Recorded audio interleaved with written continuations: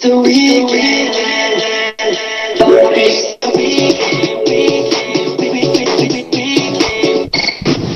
This is the Weekend Sports Buzz with Tyler Boyd, Kelly Patrick. Call in on the Oxmoor Ford Lincoln Buzz Line at 384-1450.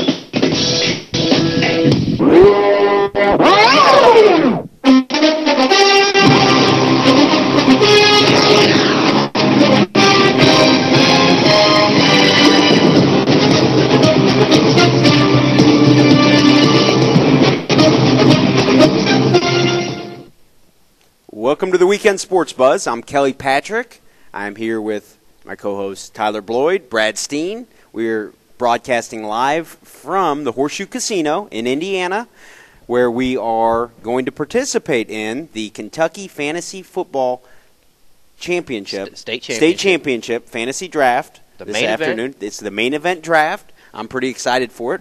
What about you, Tyler? I can't wait. We got here last night. You know, we made it a good, I guess you want to call it a half-ass weekend. We got to the casino, started out early. I lost money. We both lost money. Certainly lost money. Celebrated your birthday a little bit. You know, had a good night. Now we're here. Our man Farrell Elliott is in the building getting some stuff set up here. And now we are going to get ready to draft what I think is going to be the best fantasy team I have ever drafted. That's the spirit. I mean, Brad, you have this type of optimism as Tyler? Just trying to win games out here. I'm here to shock the world. I'm not a seasoned veteran. This is only the second year I've ever done this. So second year you've ever done fantasy league? Yeah, I did one last year, and I thought I was gonna oh yeah, my team's gonna be awesome. Then I found out majority of the points went to running backs and quarterbacks, and I had a good quarterback, but my running backs were both the guys from New England. And it never occurred to me that Tom Brady likes to throw the ball a lot more than he likes to hand the ball off. So that's important. I got something special in my hand here. Yes, you do. You can see it on our video of that is at ihigh.com/KentuckySports. You can watch and see all the good events. We're going to have a lot of guests on, and one of the guys we're going to bring on is Justin McCord. This is actually his 2011 Kentucky Fantasy Football State Championship trophy. A little quote at the bottom: "When I move, you move." Who's that? Ludicrous. Ludicrous. Of course, I went to my man Brad on that. Feel this thing. This is no joke. This isn't your homemade Shively Sporting Goods little plastic trophy. You just take a shot at. No, I just gave him a shout out. No shot. Shout out for little handsome Jimmy shout out. And wow. That thing is legit. So that was last year's champion. They got the trophies in here for this year. I checked them out. We all saw them. It's going to be a fun event. Kelly, looking into today, I mean, it's a point per reception league, a draft. They all are.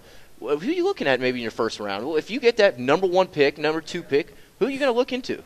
I think if I got the number 1 pick, which I don't actually plan on, we're doing an interesting way of determining our first round selections. We each have $1,000 imaginary dollars. We get to auction. And if it was real money, I would keep it and take the last spot and just pocket my $1,000. Yeah, I would too. Yeah. But for my defense, and I need to ask Farrell a little bit about this, but I'm thinking I may just pocket it because it's going to be worth money when it comes to free agency later on in the season. Yeah, but how often – I've talked to some people, and how often do you get your free agents? Now, if you draft a good enough team, wait with this type, 20 rounds, 12 people, there's not much free agency out there throughout the season. My school of thought, and I know we're shying away from the question you asked, but my school of thought I'm thinking is this.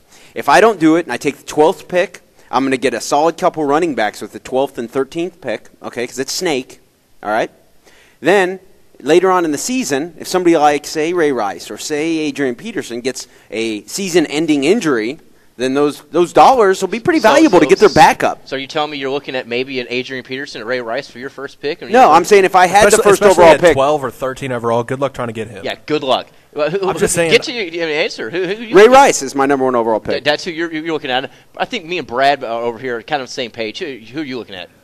I'm not going to give it away any secrets, but the guy that I've drafted the past 2 years has always been my go-to guy. I want Megatron. You going with the old Calvin Johnson? Detroit? I'm going with Calvin We're Johnson. on the same page here, Brad. I don't like this. Luckily, we are all in different divisions. I would have liked to dominate you all, but it's fine. We can all try to make the playoffs, and I can knock you out then. Prestige Worldwide. Prestige Worldwide. Is that your team name? That is my team name. I think I'm going to either go with me and Bacon were talking about this the other night.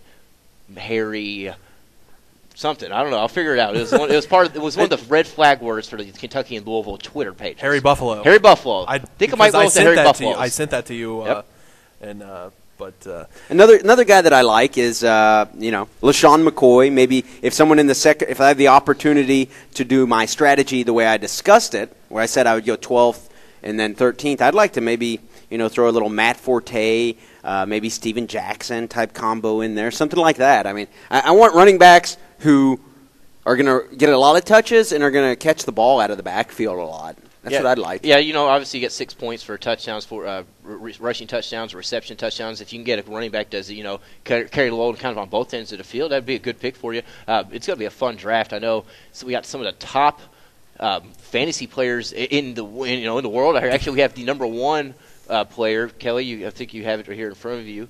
Oh, Jason Kahn is his name. Jason? No, that is not. That's Justin McCord, I believe, won it last year. Justin McCord won it last year. The number one player is ranked. I had it written down. We'll get that. He's going to join us, as is Jason Kahn. Eric Bachman. He has his own show, High Stakes Fantasy Football Blog Talk Radio Show. I actually listened to Farrell on their radio show about a month ago, and it was a good show. It was fun. I played poker with him last night. He's an interesting character. Justin McCord, and then Chris and Emily Hibbs. Emily is a 8-year-old. Mm-hmm. She is a Finn champion. I hear she's a Tony Romo fan. So we're going to have a lot of people on. And of course, our sponsors, Jamie Cox. Then we got Christy and Marcy Franklin. It's going to be a fun day. It's starting probably. We're going to be on until 1 today. So, it's going to be we got a lot of good stuff. A lot of good stuff. A lot of good stuff. For the first hour, we're going to, try to keep it sports. Then, from 11 to 1, we're going to talk to a lot of our guests. So, one of our favorite things here. Talk a little Reds, maybe? You want to talk a little Reds, Kelly? I can try to. It's tough. I know that they won yesterday. Nice outing by Mike Leake. Very impressive to see. Mm-hmm. And what are they now? Are they back to 7 games ahead of now the second-place St. Louis Cardinals? Is that right? Yeah, I believe it's 7 games because they're currently it was 6. Now they're currently in a series against the Cardinals. Today will be game 3 for them. It's 7 games up. We are. Is that right, Brad? 7 games up? That is correct. Brad's our resident Reds rap guy on KentuckySports.co. Get on there, check it out. It's great stuff. Trying to get my internet to work here. I don't know what's going on. A little slow internet today. A little slow. We all have different connections. But yeah, the Reds definitely played very well. They needed that game, considering the fact that they totally blew it. Yeah, a couple bad losses. It was a bad day. I mean, Mike Leake pitched great yesterday. The Reds pulled it out 8-2, if I'm correct. He threw it. He was only 2-7 going into this game.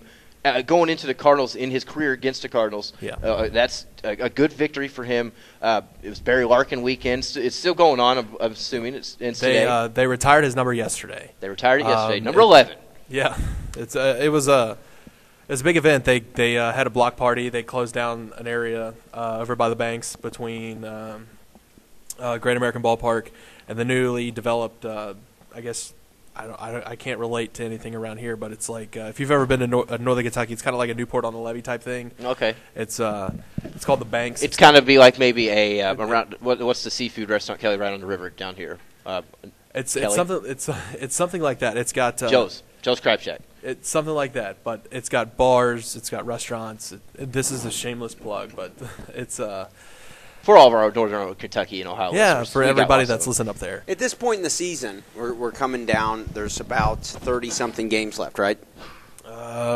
Believe so. What is you guys' biggest concern for the team right now? Being healthy. Being healthy, I think our health is okay. You got this far along. We're seasonally shaped. I think the health. I'm more worried about our starting rotation wearing down come as playoffs. Mm-hmm. We've had one guy start all season that's not in our 5-man rotation. Brad, he was not J.J. Hoover, Hammond.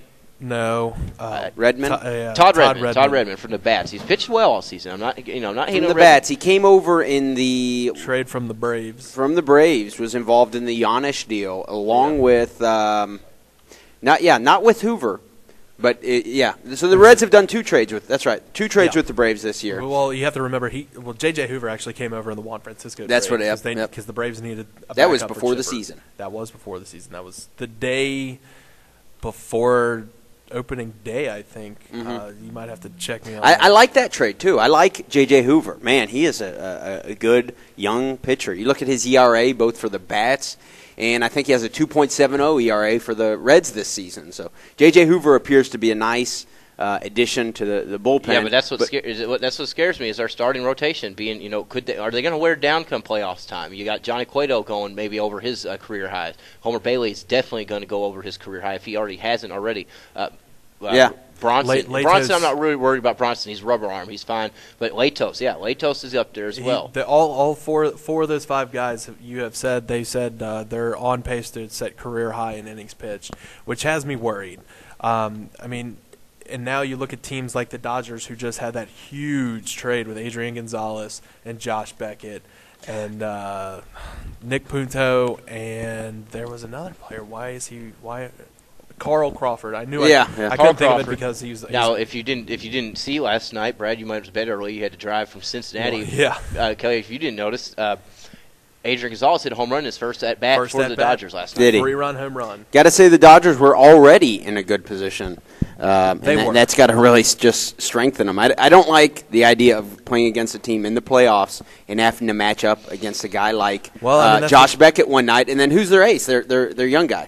Chad Billingsley and Clayton Kershaw. And Billingsley's good, too. Look at the West Coast pitchers now. You got the Dodgers staff is brutal. The Giants. Always brutal. How about the Giants staff? That's a team you don't face. The Nationals. There's some good teams in the National League that the Reds will have to compete against to advance in the playoffs.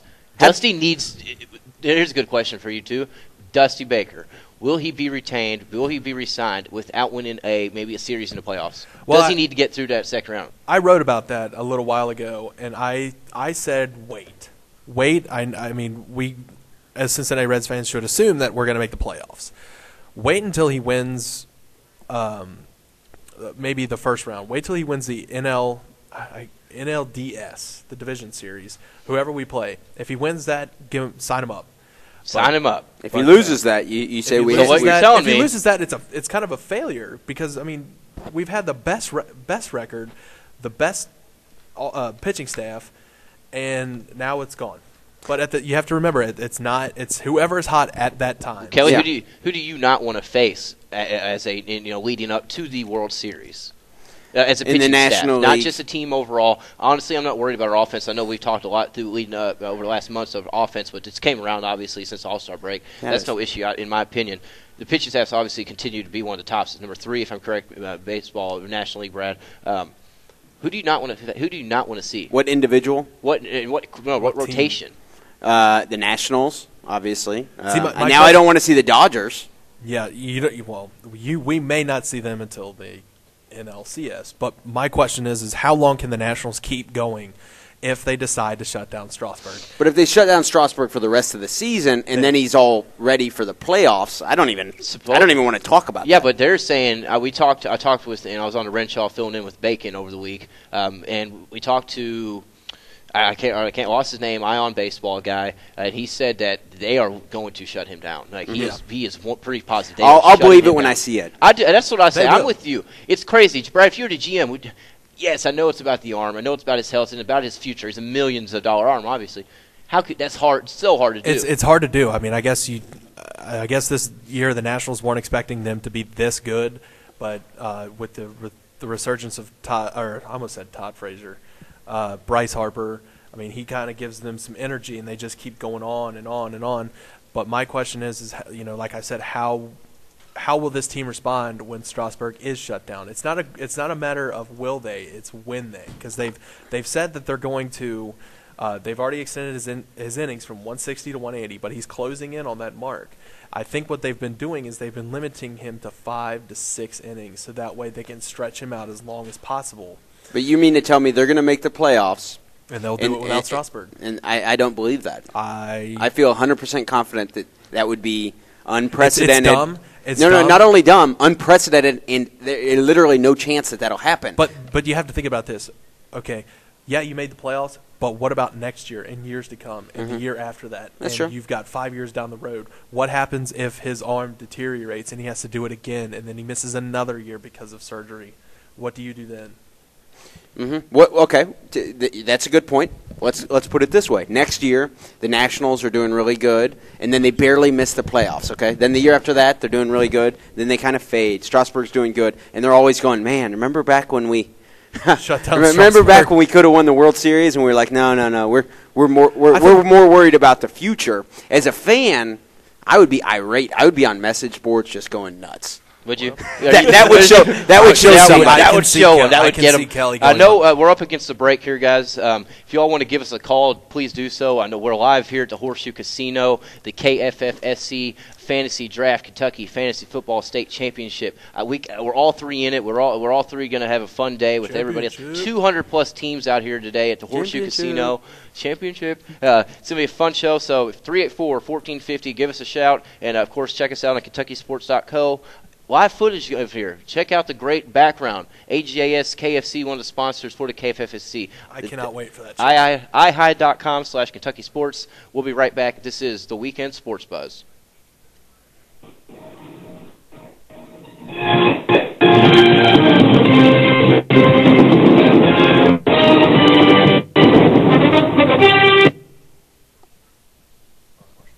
Whenever music goes off, we're clear. Cool. That was a pretty good first segment. That was good. I talked a lot about the Nationals. It's fine. Yeah. I don't mind. Honestly, as long as it's conversational and relevant and intelligent sports talk, you know. I was just saying. We weren't on for the first 5 minutes, so. Yeah, that's my. Yeah. Yeah, my dad texted me and he was like, "I can't hear you guys." So. We're good now, though. I think I'm going Randall Cobb first round. I'm sticking with the blue. I'm going Randall Cobb, Steve Johnson, Jacob Tammy. You know what? You should, when people go up and they do their pick, you should. Oh, good pick. Good pick, man. Good pick, man. Just be a complete prick, and then walk up there real confidently and just like take Randall Cobb in the second round. And then you go.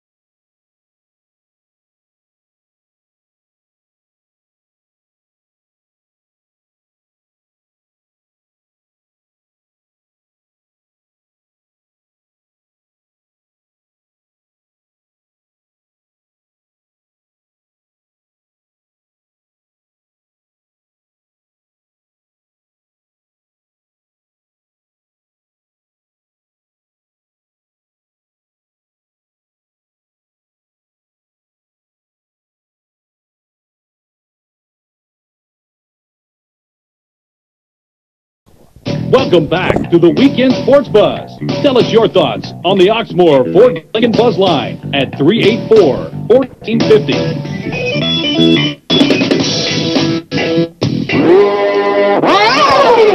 It started with a whisper, and now it's when I kiss her. And that's Welcome back to Into the Weekend Sports Buzz here on 1450 AM.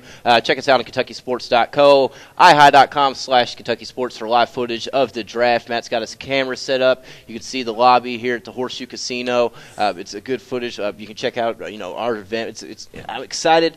We kind of led in today with the Reds talk. Let's go ahead and jump back on then for a minute. I wanted to ask you. Obviously, we went into the break talking a little bit of pitching, and I did say our offense came around. Kelly, you've been a critic of the offense kind of all season. What are your thoughts now that we are sitting at 77 and 51? Almost 80 games. We're going to clear into 90 mark. We're going to maybe. Let's see, Brad, if I'm correct, 1999, 96 wins. Yeah, 96 wins. We could come up to that mark. Mm-hmm. Could we hit 100? With this, are you okay with this offense? And could we hit 100 wins? I'm still concerned about the offense. I'm still concerned that different topic, I guess, but that I don't know how our ace of Johnny Cueto will stack up against another ace. But the question is, we can hit 100 wins. That was your question, right? Yeah, we can hit 100 wins. But no, I think we can hit 100 wins. I am shocked at how good we're doing. Has the offense changed your mind from 3 months ago? Yes, it has. I'm still concerned that we can go into a drought against a really good ace from another staff. That's one game, though. Looks like we got some guys strolling in here to the KFFSC. Sorry to cut into you there. Yep. Our first guys walking in here to the lobby. We can start filling it up, hopefully. Urlacher jersey. Brian Urlacher, number 54. He's definitely excited about the Bears this season. They got an offense along with the defense. Backstage passes. Look at that. Sorry to cut into you. Go ahead. No, that's good stuff there. I'm still concerned about the offense I just have this vision of Roy Halladay, what he did to us last time we were in the playoffs. Well, Roy Halladay's not going to be there. He's not walking through that door. Neither is the Phillies. Walking through that door. And if you just remember, I know he's not not with the Phillies, and we should have won 3. Mm-hmm. There's some. Obviously, tough plays that just obviously didn't fall our way. It's fine. It's baseball. Yeah, it happens. But to answer your question, do you think we could get 100 wins? It's always, there's always a realm of possibility we could do that. But I would be happy, and like I've said before, it's usually the first team to 90 wins that's going to win it. Right now, I think this team is on pace to win 92, maybe 93 games this year. I would love to see, obviously 90 is fine. I'm pretty sure, Kelly, I told you about 3 months ago that the Reds will hit 90 wins and win the division. And you also said the World Series. And I did. I've been saying that all year, and I'm not just putting my red shaded glasses on. I've been saying this for 3 to 4 to 5 seasons now because looking at the bats, that's a good upgrade, man. You can hear people now. Looking at the bats, all these guys have came up. We've seen them here in Louisville. Jay Bruce, he was here in Louisville. Homer Bailey's been here multiple times. Basically, half this team, Drew Stubbs, Zach Cozart, they're all Louisville bats. We could all see the talent, what would be up in Cincinnati. It's been there now for a couple years. They've been molded as a team. They got the experience, and now look what's going on. I love it. It's the way that it's supposed to kind of be done. That's how the Yankees did it when they started winning their World Series back in '96. They all came up through through their minor league system, and they kind of did it the right way. They had Jeter, they had the catcher Jorge Posada, Mariano Rivera. I think Pettit maybe came up through there. Did he? But the farm system? Yeah, they did it the right way, and it appears that the Reds are certainly doing it. Pettit maybe didn't do it the right way, but he did it the right way before he did it the wrong way. Speaking of not doing it the right way, Roger Clemens pitched last night. He did. I'm glad you brought that up. I wanted to talk about that. Did you see his performance, what he did? I was following it a little bit. I had to go out to a store, and they had it on TV out there, and I stopped and watched a little bit of it. They said that he was throwing as high as 88 miles an hour. 50 years old throwing 88 miles an hour. He's got a huge head. I believe he's still on roids. I know he got cleared, 3 weeks ago, basically, a month ago, and now he's already pitching. It's kind of absurd to me. I pulled up his stats. Let's see.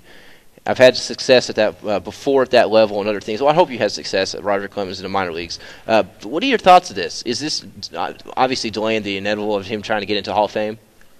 I think so. I think before and after he did steroids, he was probably one of the best pitchers in the game. But he's always been, one of my favorite pitchers, and it's tough to hear one of your favorite players be deemed on steroids. He's one of your favorites? He was one of my favorites. He was. So now he's marred. Funny thing growing up is, I had guys that were my favorites. Chipper Jones has always been one of my favorite guys. You're a big Braves fan. Big Braves fan as well.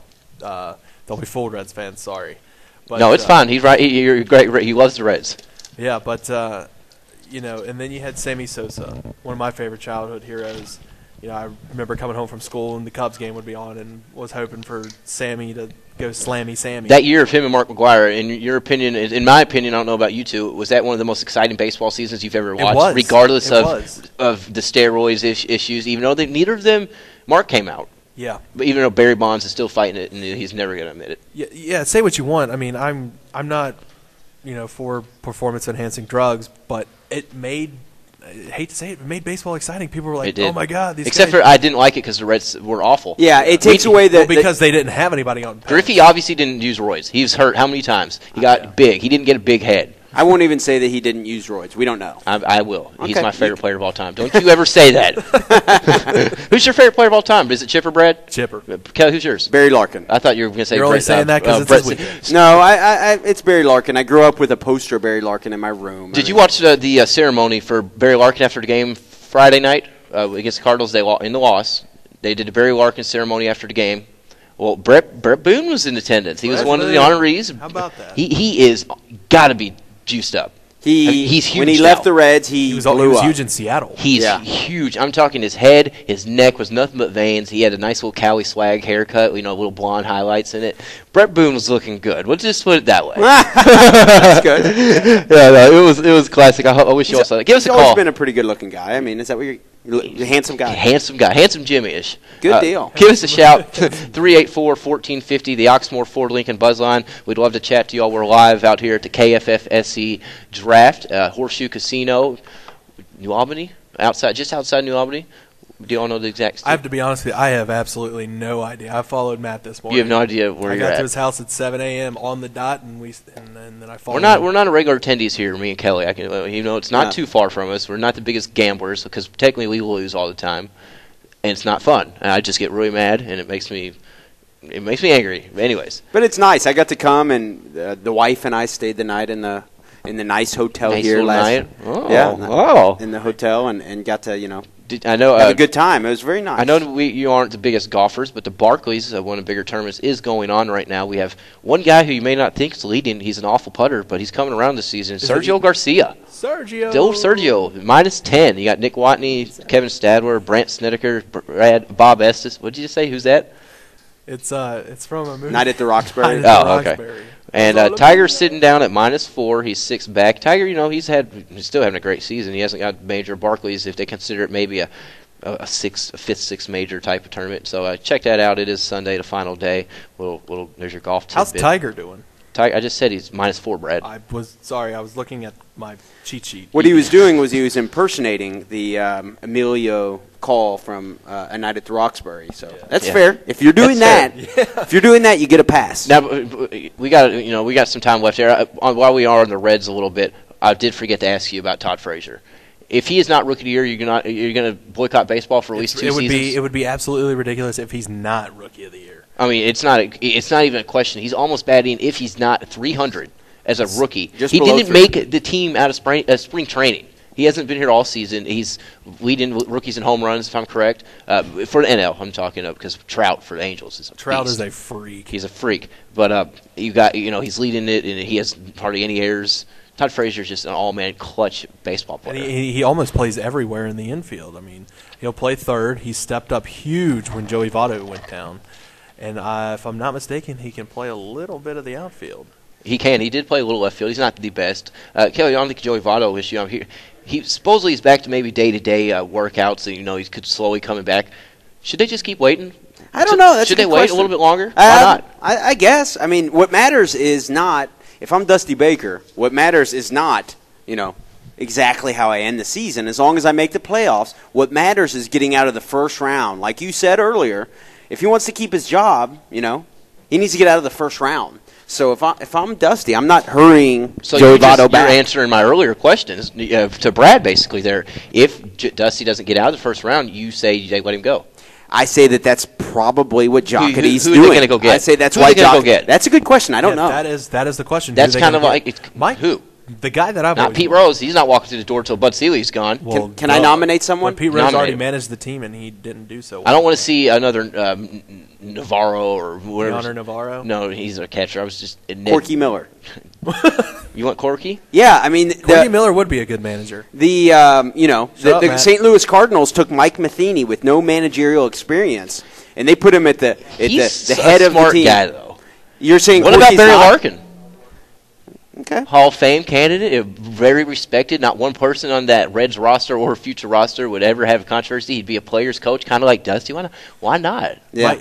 The guy that I've said, I said, a while ago, if Dusty doesn't get off to a hot start this year, there's a guy working at ESPN by the name of Terry Francona. Yeah. No. Seriously? I just don't like Terry Francona's. Look what he did with the Red Sox. Like how he won the Look World what the Series. Red Sox did with him. Well, What are He the Reds? didn't buy those players. Theo Epstein bought those Okay. players. How are the Red Sox city doing? bought those How are the players. Red Sox doing without him? How are the Red Sox doing now that they just traded their whole team? They're not They as were good doing as they were. horrible. They were not because as why anywhere they near traded as their good as they were 5 years ago. Kevin Youkilis isn't there. Beckett's not the same. He's not even there anymore. They're just older. It's just Big Papi is not Big Papi. He's off roids. I mean, they've got the second base. Everybody Poppy's having a good season for one everybody thing. that hits home runs is on steroids. No, Poppy's having a good season. Jose Batista's on roids. Prove it. If I won't, but he's hitting bombs like no other. You got to admit that. It's their hitting. And another guy hitting bombs is Ryan Ludwig. How about this guy? Almost Ryan Ludwig. 30. My favorite Red right now. I think he's over 30. Is he? No, I I think think he's he's a little 32. under. I think he's 33, actually. If he's 33, I looked at it a week 32, ago. 33 years old. Regardless, he's still hitting a No, lot of home Tyler's runs saying for he's this under team. 20, under 30. I'm thinking he's 27. No, he's 33. No, you are way off, buddy. Home runs? Oh, I thought you said age. You were thinking age? oh, yeah, No, I said home runs. Yeah, I think you said 27, 28 home runs right now. 27, 28. The, He's around 32. the emergence you of want. Frazier and Ludwig, you can pretty much bottle it up Huge. and say the Reds' offensive struggles enter Frazier and Ludwig, and it's kind of like those two in their emergence has kind of cured it. The thing, and going back to what you talked about with Rookie of the Year about Todd Frazier, where would this team be without Todd Frazier stepping up and coming up Nowhere. with those clutch hits? We would not be Look what he did in Philadelphia in the 8th inning when he hit that go-ahead home run. Unfortunately, the bullpen gave that up. But what can you do about that? He energized that team.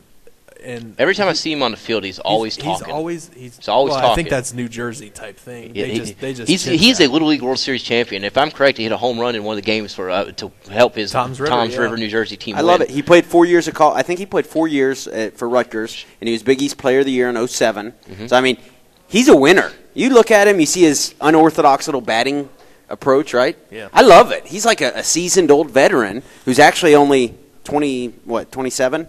I mean, He might be a little younger than that. he's not as young as Bryce Harper. He's a Oh, rookie. no. He's a legitimate case for Rookie of the Year, but I think maybe he's 26. We should look that up. How there old is is, Todd Frazier?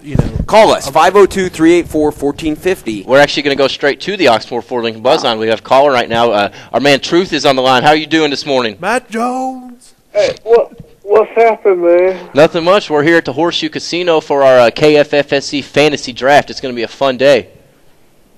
Hey, what you think about the Dodgers trying to pull off that big trade? I was actually about to bring that up to the fellas while we were on the baseball talk. It's crazy. They have become, and I think this is what they're trying to do, Truth.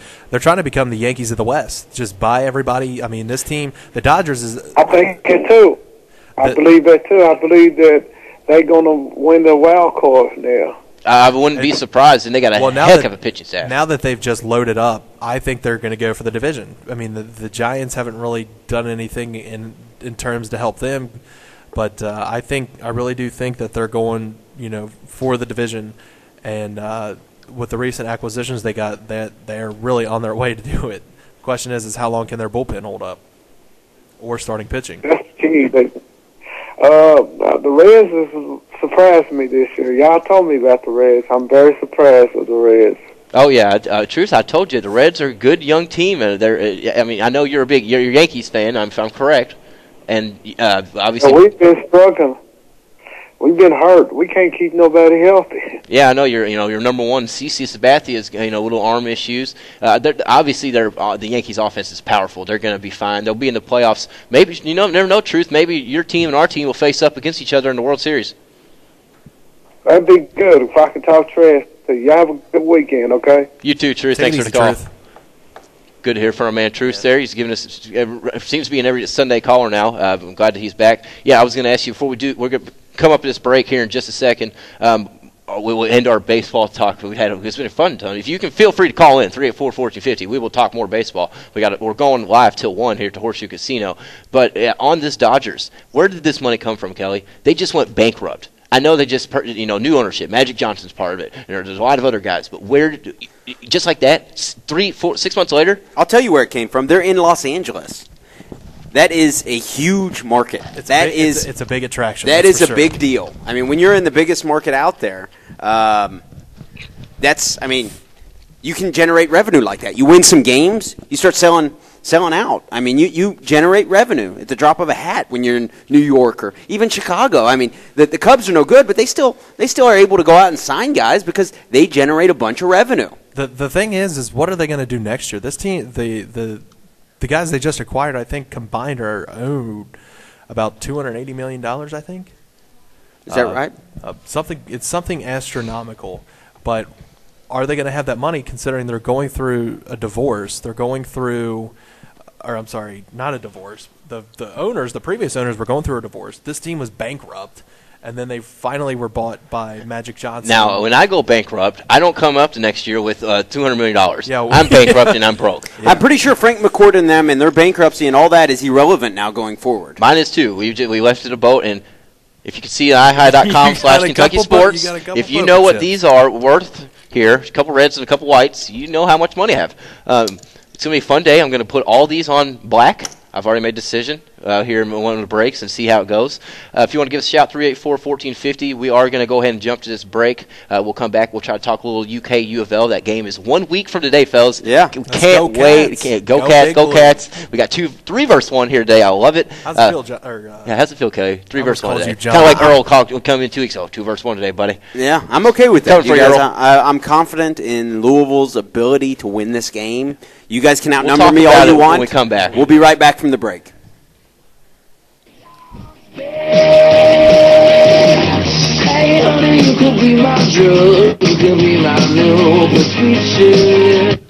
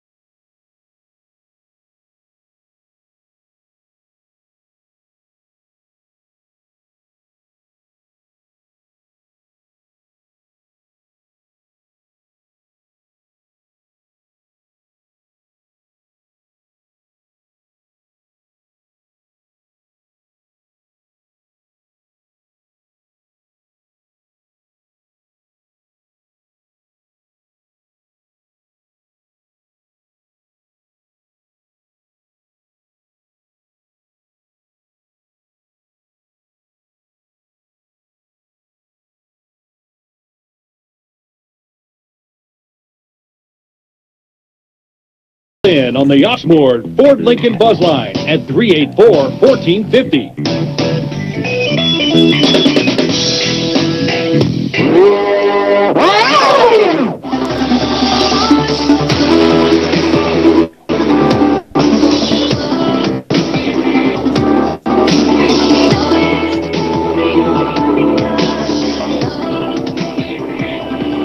Welcome back to the Weekend Sports Buzz alongside Tyler Bloyd and Kelly Patrick. I am Brad Steen. We are here live at the Horseshoe Casino in Southern Indiana for the 10th annual KFFSC Draft. You can give us a call on the Oxmoor Ford Lincoln Buzz Line, 502-384-1450. And we are presented today by livingforless.org. Got a lot of good. We've had a first couple minutes of the show was great talk. We covered a lot of stuff, covered the Reds mostly. I want to talk a little bit about Kentucky football. What do you think the expectations are this year for Tyler? I know the big the talking heads, if you will say, oh, this team's not going to win more than 3-4 games, and I tend to agree with them. So what do you think? And Kelly, you can join in to this too. For the season in general, obviously, the expectations are. I believe Kentucky was predicted for 4.2 wins. 4.2 wins. Obviously, I'm going to look for a little bit higher than that. I'm going to go 5.2 wins, just because I think they get to 5, Brad, and I do believe that 6th win is possibly out there. Call me crazy on the Oxmoor Ford Lincoln Buzz on 384-1450. I'd love to chat to you Kentucky and Louisville fans, but I do think the season is going to be a long, tough season. Obviously, you got the SEC. It's always rough. It's always tough. They have the apparent. Yeah. If I read this right, the fourth hardest schedule in the nation. According to Phil Steele, who does know his stuff. And half of our schedule is tougher than Louisville's whole schedule. Louisville, according to that same ranking, Louisville's schedule is, I think, 78. That's awful. Overall. 78? That is awful. That is. You're the best team in the Big Least, and we're getting a 78th best. Come on, you don't deserve a bowl, an automatic BCS. You shouldn't be throwing You oranges. don't. Mm-hmm. You don't. That's you true. Defeated. But fortunately, we will have the opportunity to really see who's better because September 2nd. Louisville will play against Kentucky in football. 1 week. That's the first week, though. So what I mean by that is you guys can talk bad about the schedule. We got 1 week to talk You can bad. say how Kentucky's better because Kentucky's schedule is tougher, stuff like that, and it's all real cute. It's relevant for 1 more week, right, Brad? Absolutely. Thank you. Very cute analysis. But fortunately, they get to actually play on the field, see who's going to win, and that's a week from today. 3:30 p.m. kickoff at Papa John's. We will be there. We will be hosting on right outside of the Papa John's Stadium on Floyd Street. It's going to be a heck of a day. I can't wait for that. Come on out. Say hi. We'll sign pictures. We'll have Brad sign pictures of him in thongs. Yes, We're going to have placard hands out. It'll be fun. We'll even kiss babies. Yeah. We'll kiss you. Yeah. Well, that's exactly free kisses on the kissing booth. Anyways, the UK game, the Louisville game. It's in my opinion, obviously I love UK UFL. It's the greatest rivalry in all sports, and I don't care Red Sox, Yankees, just because we love it. We live and breathe it. Yeah. What about you, Kelly? You're a big-time Louisville fan. What do you think on the rivalry? How excited are you for this game? I'm excited about it. I'll be honest, though. Louisville has a lot more to lose from this first game. Kentucky has the 4th-ranked toughest schedule in the country. Right. If they lose the first game, that's not really going to change their game plan or their season that much. They're probably not making it. What's that? Just keep losing. Just this game plan is losing. They could have a surprising season. Probably not. They have a chip on their shoulder. That's why I feel like they're going to come out and they're going to play way better than they could win. Expect. I'm nervous about it. There's a lot more pressure on Louisville to win this You're game. Exactly right. This to tie it in with basketball. This is the same kind of situation that I guess you could say the Kentucky basketball team had with Louisville last year. No. Well, listen. Okay. You listen. Kentucky had everything to lose last year in the basketball season. If we lost Louisville, Lexington is going up in flames. Well, it would go up in flames. If we lost Louisville in Final Four, it would have been bad. Yeah, Are you referring to the Final Four game? Yes. Okay. But what I'm saying is if on the chance, because there's always a chance. 2007. So you're saying there's a chance. If Kentucky beats Louisville at Papa John's Stadiums, what's going to happen? Is your season over? Is it over? Season's Even not if over. you go 11-1, You're eliminated from national it's not championship over. talk. No, he's not, because you lose to the SEC with the 4th-ranked schedule in the nation. That doesn't really hurt To you. Kentucky. Yes, it would help team you that's supposed to win 4 games this year. Yeah, but if Kentucky goes out and wins a bowl game, then look at that. Congrats, If Louisville were to somehow actually be in the hunt for a national championship, which is very unlikely, right? Then they cannot lose, in my opinion. They cannot lose a game. There's always a possibility. There's always a possibility. Not very likely. Even the most optimistic Louisville fans out there, I don't think they're thinking that Louisville's going to win the national championship Kentucky or make it beats to the national championship game. If you think that they have a shot at that, call us 502-384-1450. I want to hear it. I want to hear your rationale for that. Again. Okay. If Kentucky beats Louisville, what does that do to your season? I guess you don't know until it pans out what happens, but what does it do to start that season? It's a big loss. I mean, that's huge for Louisville. Shot in the heart to the fan base. Do you think it's then in a position where they almost have to, I won't say win out, but I mean 9-10 wins. They could go 10-2 and make the Orange Bowl. fine. Do you think they'd be fine? Because I guess they would. It'd be tough. If they lost to Kentucky right off the bat and they're supposed to have this really good season, do you think the seat on Charlie Strong gets a little warmer? No. Why not? Because Charlie Strong is the biggest concern for most Louisville fans right now is the conference situation. Yeah. Why do fans care about the conference situation when we're going to this new structure of the BCS with the 14 playoff? Yeah. Why do fans care? They want to retain a guy I don't like think Charlie Strong. Charlie would not be on a hot seat. I don't think that he is. It's going to change the perception of him. Charlie, in his mind, might be like, Yeah. What else? Him himself, deep down, that might be a little factor to himself. It may actually help keep him Inside, around. Tom Jurek, inside the Louisville, program. No, Charlie Strong is a heck of a coach. I know this, Brad. You know this. He was a great defensive recruiter. coordinator at Florida. He's going to get in these kids' butts. I mean, he's a great coach. I got respect for him as a Louisville coach. I do. He's got I don't know exactly what it is, but the staff has been doing a good job. They've got a lot of continuity on the Clint staff. Hurt's been bringing people to the mansions, hanging out with Shapiro. It's doing some good things, right, Brad? Yeah, absolutely. Caught me right in the middle of a call. Yeah, no, that's fine. 384, like Kelly said, 384-1450, Oxmoor Ford Lincoln Buzzline. We're out here at the Horseshoe Casino, guys. We are in the middle of nowhere. How far are we? I mean, Brad thinks we're like 8 minutes away from this downtown Louisville. We're not far. But the drive when I was following Matt was like 3 hours away, guys, from the draft here at 1 o'clock. The main event for the KFFSC Fantasy. If you want to check out the website and see everybody's in it, there's a lot of the past champions, what's going on, the rules, KFFSC.com. Our man Farrell Elliott's getting us all set up out there, him and the crew. It's going to be a fun day here in the ballroom. We got a lot of entrants, 200 plus if I'm correct, 204. Don't call me dead on, but that's around right. Before we do get this break, I'll go back to the Kentucky Louisville talk. Since we are 1 week away from this season, less than a week, when you got South Carolina starting it off, I believe, Thursday night again in a good game. I can't remember exactly who they play. What's your record, Kelly? Give me Louisville's record for this season. 9-3. 9-3. Brad, go ahead and on you, Kelly. What do you think for the Cats? An honest record. And we're keeping these down, guys. We're gonna take it down, and we got some stuff maybe 4-8. 4-8 for the Cats. Okay, Brad, what about you? What are you thinking for the Louisville Cardinals? 76th ranked schedule in the big country. What do you think for Louisville and their expectations and the way how they're supposed to win? If I'm correct, they're supposed to win the Big East this year. Am I correct? Yes, they're the favorite. The way the Big East has become depleted with West Virginia gone, I don't really see much of a threat from UC. They do have North Carolina, and they do have the Rutgers on the road, which is always a tough spot when you're up in New Jersey. Not Shapiro. Shiano, he's not there anymore. He's not there anymore, coach. But he kind of built the structure, and one of his assistants is now the coach there. So I mean, it's the beer man coming out, getting it all set up here. Yeah, stop here, stop here. Come on down to KFFSC draft. You got plenty of drinks. But let's go back to you, Brad. Yeah, I think, and I'm going to give you guys the benefit of the doubt. I'm going to say 10-2. 10-2 for Louisville? I'll say 10-2. What about for the Cats? Cats, good. The way their schedule looks, I think hopefully we can beat Western. Hopefully we can beat Kent State. I hope. Three automatics, basically. The three automatics.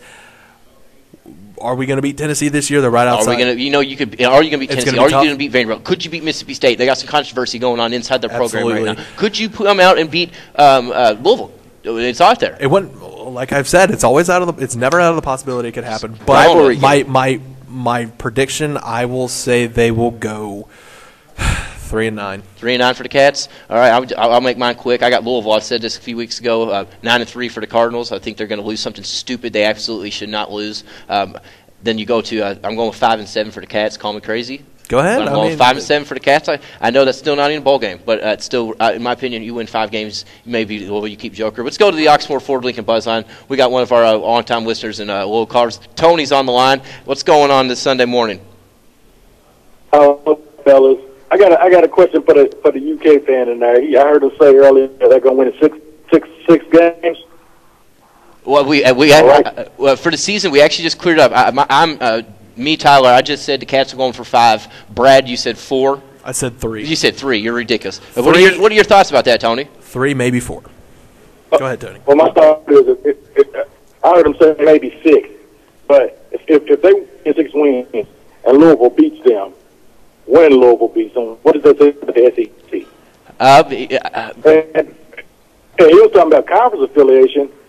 Boise State wasn't. Look at their conference. Do you think UK could have beat Boise? You know, I've talked about that before. I know Boise's a heck of a team. That is a good team in the Big East. I know this. I've kind of compared Louisville's schedule to Boise's past scheduling, as in, they've been going undefeated with that 12-0 record, and then they still get the shaft of the national championship. And now I've always thought maybe if Louisville does that, they might get that shaft of that issue because their schedule. But yeah, Tony, to answer your first one, if Kentucky was to come out and go 6 wins, make the bowl, and lose to Louisville, I really don't think it looks down on the SEC. I just think it just makes Louisville that much better of a program, showing that they can compete with the teams that made it. See ya. Appreciate Tony's one of our good listeners. I appreciate the call, Tony. But yeah, to keep going, I honestly think that just shows that Louisville is a talented team and it could compete in an SEC. Charlie Strong's brought in those type players, so I think it'd look good for Louisville. I'm pretty sure Tony is a diehard Louisville fan. Are you saying that, like, if I can't hear him, I couldn't hear what he said. He said if Kentucky were to go 6-6 and lose to Louisville, I think you're saying that Kentucky or he asked. I don't know if you heard him. He asked if that does that make the SEC look down on the SEC with Louisville beating a team like Kentucky going to a bowl game for the SEC. No. If Kentucky makes 6-6, that's going to be 9 bowl teams in the SEC. No, it doesn't look down on the conference, in my opinion. In your opinion, I think it makes Louisville better. Kelly, what's your opinion as a Louisville fan? I think it would if Louisville beats Kentucky first game of the season. Aside from that, I hope Kentucky goes 6-6. That would be great because that would mean Louisville beat a pretty good team with the 4th toughest schedule in the country, and I think that may be. I may be wrong, but I think that may be where Tony was going with that. If Kentucky ends up having a good season, he asked if it's going to look down on the SEC. Mm-hmm. I don't think so because. What is your thoughts, being an out-of-conference guy? That's what I wanted to get. Like, what are you? No, I don't think it would look down on. It means that Kentucky will have earned it. If they go 6-6, they earn that. Yeah, they have the 4th toughest schedule in the country. That means that they've. I mean, if they have a somewhat good season, then that means that Joker Phillips keeps his job. If they win 6 games, I think Joker Phillips should be in running for Coach of the Year. Really? I'm exaggerating there, but if they win 6 games, that's a heck of a feat. That is a huge year because here's the reason why. This team is expected to do absolutely nothing, and maybe we'll talk a little bit more about this. We got plenty of time. We're here till 1, Brad. Well, okay. If this team wins 6 games this year, I'm setting my couch on fire. I mean, they're supposed to be they're supposed to be one of the worst teams in college football this year. And if they go out and win 6 games, I'm dancing in the streets, setting couches on fire. I don't care if we lose the bowl game. Come on, Brad. I'm being serious. Easy. No. If they win 6 games, that's a huge deal. I know it is. I'm the only one who even got close to it. If they win 6 games, let's envision a scenario where at the end of the season, let's say Kentucky won 6 games, they made it to the bowl. Let's say they even lost their bowl game. Mm-hmm. How did they do it? What do you think? Does Maxwell Smith have a breakout season? Is that what would have happened? Would he be Mike Hartline? Does he need a breakout season? He was SEC freshman team all last year. But he's got to improve his sophomore year. He can improve, but would it be a breakout? In my opinion, he doesn't have to have a huge Cam Newton-like breakout. Yeah, he needs to have a great year, a good year, not a good year, a better year, a Mike Hartline type year. I don't know. I was not a fan of him. He was good, though. He was good. He threw for a lot of yards. I would say someone along the line of the SEC of Andre Woodson. Look how he was the first 2 years. They wanted him out. They did not want him to be the starter. But Coach Brooks gave him time. Newton, though? Couldn't that be Morgan Newton? Look, Morgan Newton has had his chances. He's a Patrick Tolles is in the sitting. We talked to Steve Jones yesterday. Me and Marka did, and he said he wouldn't be surprised if Patrick Tolles sees that field this year. He said it. He will see the field. If the team is terrible, then say yeah. Yeah, exactly. If the team is terrible, is that what you should do? If the team's terrible with the 4th toughest schedule, is throw him to the Wolves and let him go against Auburn? Why wait a year to get his hits? Why not get him out early? get a little bit used to it. I know we're up at the top of the hour here, Adam, so we will go ahead and jump to this next break. If you do want to give us a shout, 384-1450 on the Oxmoor Ford Lincoln Buzz Line. We're going to be here for another 2 hours talking all things. We're going to get into a lot of fantasy talk here soon. I'm sure our guests will be rolling in. Everything's getting set up here. We're excited, guys. You excited? I'm super excited. I am stoked. He is stoked. Anyways, we'll be right back. Stick with us. The Weekend Sports Buzz.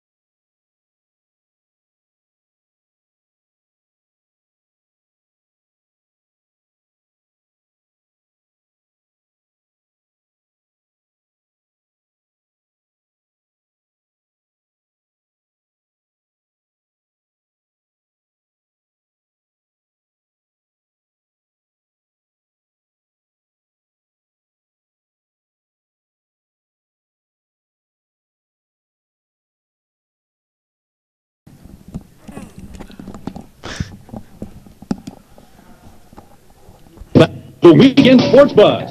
Tell us your thoughts on the Oxmoor Ford Lincoln Buzz Line at 384-1450. There's an old man standing at the corner, and the rain is dripping his shoes, and he looks Excel choose, you always agree by. We're back here with the Weekend Sports Buzz live on 1450 AM. Check us out on 1450thesportsbuzz.com for live streaming. You can also download our phone app. There's a couple of them out there. We just got ours. Obviously, the 1450 the Sports Buzz app. You can download that and catch us all everywhere in the United States on your own smartphone. And now our website KentuckySports.co is Matt did a good job and got our app up. It's running. It's a great app. It's smooth to use. It's very user friendly. If you want to check that out, you can go in your apps on your smartphones, Androids, iPhones, and search KYSCO Sports. That's KYSCO. It's a good little download. I think you will enjoy it. So check that out. And, of course, like Brad mentioned last segment, we are sponsored by livingforless.org. And Smart Shoppers, get on there. They have great half-off deals. Golfing, we're coming up on September. Golf's getting down there. 50% off at Champions Point, Cover Bridge. You can also Roosters half-off deal. There's some good stuff. We also have a few little gift certificates here. It looks Bungalow like Joe's. Is it Bungalow? No, it's not. I'm sorry. No, Joe's OK Bayou, if I'm correct. Yeah. It's Joe's OK Bayou. We got 2 of them for $10. We'll maybe throw out a little trivia. We got 2 hours left. If y'all want to call in and talk fantasy football, since that's what we're here for, the KFFSC.com draft, the main event, 200-plus people. Farrell Elliott got it all set up, got it rolling in here. The Big Freeze himself. We're excited about this event. We just ended up some great Louisville, Kentucky talk. There's plenty to talk about. I'm pretty sure we got a guest about to sit down with us, Kelly, Jason Kahn, if I'm correct. Yeah, Jason Kahn from Cleveland, Ohio, should be sitting with us here briefly. Team Shocker. Team Shocker. He's got a great name. But he's the world champion of fantasy football in 2009, and we'll get to talk to him about kind of his resume. I believe he won a bunch of money.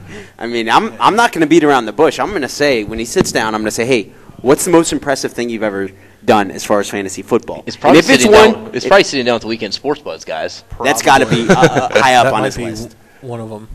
I'm really excited to meet this guy. And speaking of meeting guys, we have Mr. Farrell Elliott. How you doing, Farrell? Excellent, guys. Farrell, you can grab that mic right there beside you. I'm pretty sure it's connected, waiting for you. Very good. Thank you. There we go. Yeah. How you doing today, Farrell? It's old radio pro here, man. And not like you guys, though. I've got some breaking news. Okay. Matt and Brad just happen to be in the same division with Jason Kahn. Oh, I heard about that. A couple rookies coming in. Prestige Worldwide going to dominate. Sorry, Jason. I like it. Prestige Worldwide. Last year in our top 5, 2 of the players were rookies. And it's significant in our top 5 because they all go to Las Vegas to participate in the FFPC, the high-stakes event in Las Vegas, and they go compliments of us paying the bid to get them there, and they line up guys to win $250,000 when they get to Las Vegas. That's what you can do when you come play with us. That's if I win that, I'm probably going to pay off all my school loans, debt loans. I'm going to buy my mom a car. I'm going to do it all. I'm going to make it rain. Farrell, let me ask you. Obviously, today is the main event, but it's not all that's gone on. Yesterday and Friday, we had some good stuff going on here in the Horseshoe Casino. Can you give us a little update of how those days went? Well, they went very well, and you guys see the draft boards around the wall. And yesterday was, in fact, the main event. Those were main event drafts, 3 of them at 11 a.m. Saturday morning. 5 of them at 7 p.m. last night, and today at 1 p.m. is the big day, like you said. 9 divisions going off. But we've had 72 other teams play in different leagues, auction leagues, high stakes leagues, higher stakes leagues. One called the Big Payback, where the guys come in with $1,000 entry fee. We got guys coming from all over. I know Wisconsin, if I'm correct, here in Chicago, like you said. Cleveland, Ohio. We got guys from all over. It's a huge event. Farrell, how many people? 204? Was I right? 204 teams, but a lot more people than that because a lot of guys double up, just like Brad and Matt are going to do, and a lot of guys double up. Listen, I'm going to jump off, guys, and go get you someone to actually talk to because they're waiting for you right outside. Sounds great, Farrell. We appreciate it. We'll be talking to you guys tonight. Brad and Matt are used to doubling up. Let's go ahead and go to the Oxmoor Ford Lincoln Buzz line, though, because we got a man on the line before we jump to Jason Kahn. Carolina Steve, what's going on today? Well, I'm just coming down off an adrenaline high from last night. Oh, that is correct. Give us a little update. Who won the race? Okay, Denny Hamlin won the race, but your man Tony Stewart got a perfect 10 for throwing his helmet and hitting Matt Kansas right in the front grill. That's great. I know I didn't get to see it. I was actually partying at the casino all night, Carolina, and we're excited to be here for the draft. You should have came up here and stopped by and met everybody. Yeah, it's a great race. It's Bristol like it used to be. I guarantee in 2 years it'll be just like it was before, and the ticket will be the only ticket harder to get will be to the Masters. And I saw something last night and heard in the introduction, my God, Kentucky wants to fire their fans up for football. Bring Michael Buffers in. There you go. Carolina, I appreciate the call. We're about to hop on with one of our guests here. As always, you're our favorite. One last thing. Go ahead. So how come he doesn't have a NASCAR fantasy league? I will play that. I will play a NASCAR fantasy league, and I'd probably be in upper echelon trying that. Y'all have that a good day, gentlemen. All right, Carolina, we appreciate the call. Farrell, he was actually wondering why you don't have a NASCAR fantasy league. 2024, Carolina. He just gave me the update, so you and Jeff Gordon can party in 2024. They've actually got one. Bob Valvano, I believe, is real involved with one in Louisville. I bet that's fun. Yeah, they do. They've got a big one there. But wanted to get our next guest in here. We have Jason Kahn from Cleveland, Ohio. How you doing, Jason? I'm doing well, thank you. We appreciate you sitting with us today. You excited about the draft today? How many teams are you doing? Oh my God, I did one yesterday, doing two today, and then get away. Let's see, you were from, like you said, Cleveland, Ohio. Team Shocker, I believe you all brought some guys down. You were the world champion of fantasy football in 2009. How was that? Oh, it was amazing. I mean, it's obviously amazing. We took down the biggest title, got the biggest trophy, and brought a championship to Cleveland. What does that mean? What did you win? $300,000. That's impressive. And more importantly, brought a championship to Cleveland, unlike LeBron James. Or the Browns, who is my team. Yeah. Are you a Brownie? I'm a Brownie. I'm with yes. Yeah, there's two of us in here. Actually, we got a man right here. What's the shirt? I'm a deal. Cleveland fan. Let's get drunk. That is awesome. That's good stuff. Team Shocker came down 4 deep. Only one of us in jail right now. That's the truth. That is awesome. You couldn't get anything better than that. Oh my goodness. Let me ask you a little bit. Obviously, what kind of strategy did you take in? What do you take into the events like this? It's high stakes kind of tournament. You kind of had to. This is the craziest year ever. I mean, there could be 5 quarterbacks taken in the first round. There could be none. So you just have to let the draft come to you. Don't stretch. Don't reach. Let it come to you. That's the best advice I can give. If you had the, I don't know if you want to lay any of your cards out there. You have the number 1 overall pick. Who are you taking? Ray Rice. Okay. I'm pretty sure you said the same thing. I said the same thing earlier in the conversation. Yep. So it seems like you and Kelly kind of have the same thing going on here. You guys both want Ray Rice. I don't want him. I just said he's number 1. He doesn't I might say take the 12. Yeah. Would you rather have the 12th pick or the first pick? Third round reversal. Yeah. Possibly the 12th. Yeah. It is a good. I'm pretty sure we found out. Farrell came over and mentioned that we got Jason Kahn and Brad, our man right here, and Matt are in the same division. Prestige Worldwide. Oh my God. We got He's very nervous. He's very nervous of you, Brad. I would be. Listen, I am a young guy. I have nothing to lose in this league. I'm an old guy and I have everything to lose. Exactly. That's why I'm coming for you. How old are you, Jason? I'm 40. I'll turn 42 in October. Wow, Kelly, you're up there as well. Old as dirt. But age is just a number, folks. So do you travel around, and is this what you do? Is fantasy football? It's the time of the year. I mean, I go to Vegas, I do that, and then I bumped into Farrell, and that's how I got locked into this. He bought me a drink, suckered me in. In Vegas? At the Legacy. Yeah, I can picture it now. He suckered me in, bought me a drink at the Legacy Stadium, and told me about this Kentucky World Championship. We got another Brown shirt. If you win or lose, I still booze. I'm loving you guys. I got Brown fans in here. It's great. It's great. I was gonna ask you, do you have any other? Are you heading out to Vegas again? What's going on? Coming up after the KFFSC. Yeah, we have a couple home local leagues, and then we go off to Vegas. We do Thursday, Friday, Saturday in Vegas for the FFPC. How many total? You said you're doing 3 teams. Team Shocker's doing 3 teams with us. here at the casino this weekend. How many total teams will you have this year? In entirety. I'm drafting 11 teams in 15 days starting Friday. Last Friday. No, I always get I get pissed at myself when I have 2 or 3 teams and I have guys going up against each other. With 11 teams, doesn't that ever get to irk you a little bit? You just don't care. Yeah, I don't care. You don't care at all. I guess it doesn't matter when you win 300 yards. He's just I won can go to a 300. Browns game, and just because they're not good, I can root against anybody. Now, Like week 1, it's like LaShawn, go. Yeah. 200, 5 touchdowns. I'm good. So what you're saying is your favorite player, like me, is Tim Couch. Yeah. I love Tim Couch. He's Bernie Kosar. People are starting to fill in here at the Horseshoe Casino for the KFFSC draft. We got Rand Jason Kahn on the line. Not on the line. He's standing right next. I'm sorry, I'm not used to live and in person. Live and in person. He's too close to touch. He's sitting right.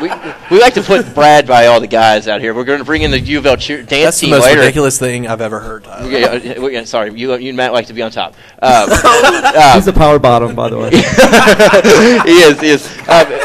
This is going to be a great show. I can already tell. I want to hear more about the 4th guy that's no longer on Team Soccer. What happened? I don't need a complete rundown of what happened, but as close to a complete rundown as you can give us would be good. Radio awards. What went down? What was the hour of this? Was it last night? And he's in jail. So essentially, it's kind of like The Hangover, but he's Where's Joe?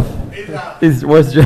Is he wearing one of these shirts somewhere? It's bad. We lost Joe. We don't lay claim anymore. Oh goodness, this is great radio. You couldn't ask for anything. He was kicked off the island. Yeah. You guys gonna leave him here? You gotta wait till Monday to get him out? I mean, what? Dude, Monday, I got to get my kids off the bus Monday. It's first day of school. So he's stuck here. He probably doesn't even know where he's at. Sorry, you're gonna have to take the cab back to Cleveland. How much is that cab fare going to cost? A couple. He's fine if he does well in this He'll tournament. hop on a bus. On a serious note, you all have any reason to be optimistic for the Browns' season this year? No. Okay. 5 wins is their upside. Okay. 5 wins. Are you okay? On to Browns. Since we seem to be some Browns fans around here, on the fantasy talk. T. Rich is a beast. T. Richardson. So you would that's recommend my T. guy. Rich? They're going to run all their offense through him. That is exactly what I said, and you all laughed at me. I didn't laugh at you. I don't laugh at They've Brad. got Eric Steinbach and I think Joe. What's the offensive tackle's name? They've got a good Joe Thomas. They still got a good offensive line, don't they? Not deep, but yeah, they have a good offensive line, and they're going to run the ball. They're going to run all the offense through T. Rich. Okay, so he's worthy of a late first-round pick, maybe. I think so, and I got him in the 3rd. What about Brandon? What about Whedon? Would you ever look at him as a sleeper, maybe around 19 or 20? Nope. Never. Me neither. Nope. Just 19 or 20. Now you see, I hate quarterbacks, and I hate Cleveland quarterbacks even worse. Because they never. You say you hate quarterbacks. Quarterbacks, period. Yeah. Wow. So you're the kind of guy that would take, like, for instance, this is only. I take Breeze in the 5th. Okay. I take Tom Brady, 6th. Right. Aaron Rodgers 8th, maybe. Now Kelly was talking about. I'm somewhat with that. Kelly was talking about Peyton Manning earlier, and Brad kind of laughed at him, or maybe it depends on what round he's in. I mean, if he's a value, it's all about value. Don't love anybody. Don't hate anybody. Get value. That's great advice. Just I think I love Rodgers, but I was joking, but I'm not going to take him, in the 12th spot, 11th spot, maybe. I'm not going to take him 4. Yeah. Well, this is coming from a guy who his team won $300,000. $300,000. Team shocker. Was it the team or was it just you? It's a team. Is it team shocker? There's 10 of you, so 300,000. That's not bad. Like 30,000. Get you plenty of Cleveland booze and shirts because you're not getting. That drink you don't ever have to worry about as long as you don't blow it on tickets. Indians tickets. I think we'll be okay. Yeah, see, I will go for the. We're all Reds fans here, so we got the little rivalry. I guess Cincy. it's fine. We will gladly take him again and again. Yeah. Well, we're up against this break. And Sean Casey. Yeah, Sean Casey. Jason, we appreciate you stepping in. No problem. Have fun and good luck. Oh, yeah, anytime. Have fun and good luck during today's draft, man. Yeah. Hey, good luck. Thanks for coming on. Brad, you're going to need good luck because you're in the same pool as Jason Kahn. I am not going to need luck against this guy. I'm going to come out. I'm coming out guns blazing. I'm going. He's ready. Let's see. First.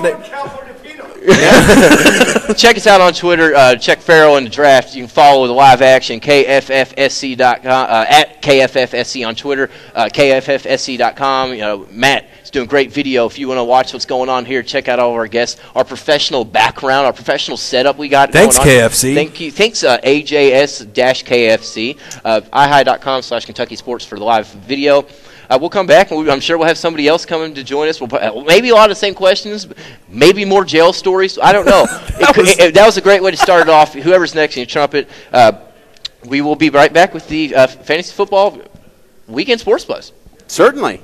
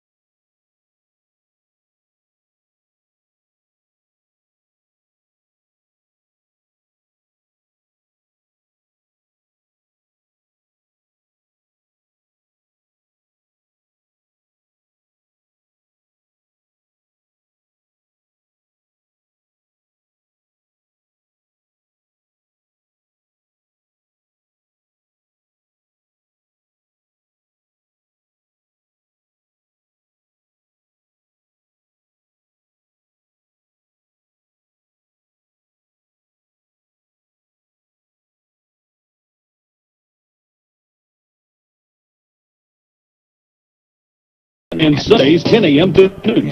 Tell us your thoughts on the Ardmore Ford Lincoln Buzz Line at 384-1450.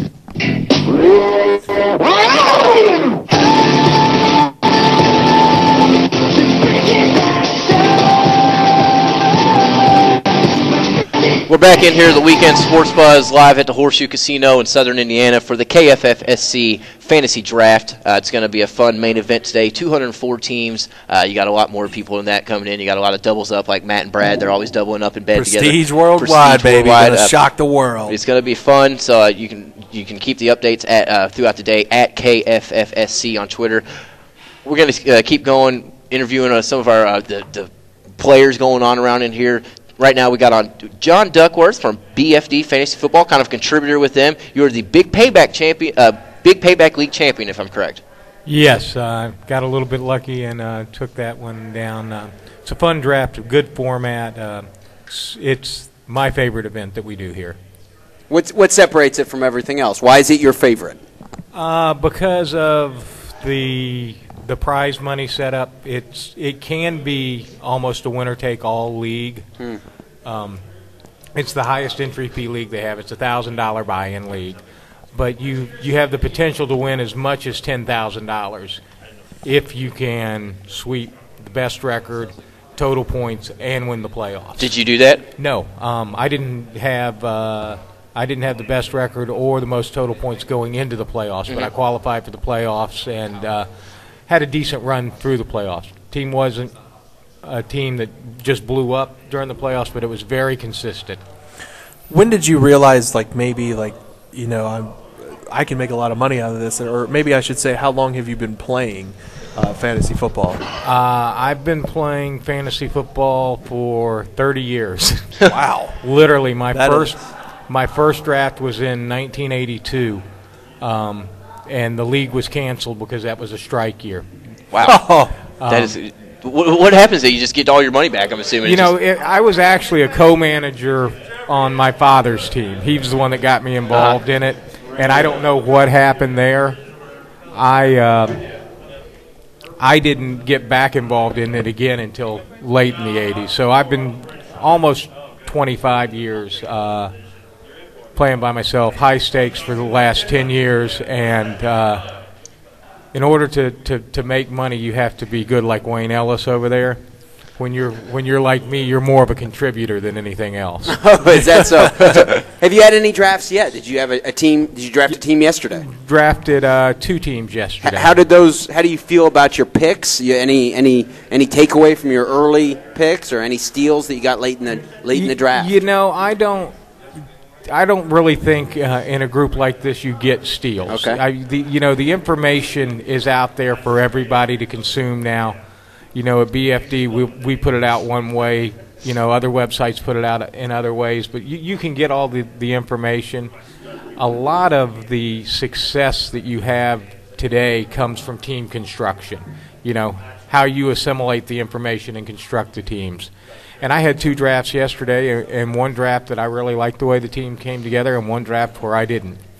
Now, that being said, at the end of the year, the one that I don't like could end up being the better team of the 2. Mm-hmm. We still have to play them out. Now, let me ask you, obviously, you said you're with a couple of your guys. You kind of do your own team thing. Do you all sit down? Is it a kind of thing you sit down beforehand and look into maybe who you all want to get as in a spread-out type of team, or are you playing for yourself, if you get my question? No, it's I have a couple of teams that I will split with a partner, and we'll discuss strategies. But other than that, I mean, you're playing for yourself. You're playing against the other 11 owners at the table.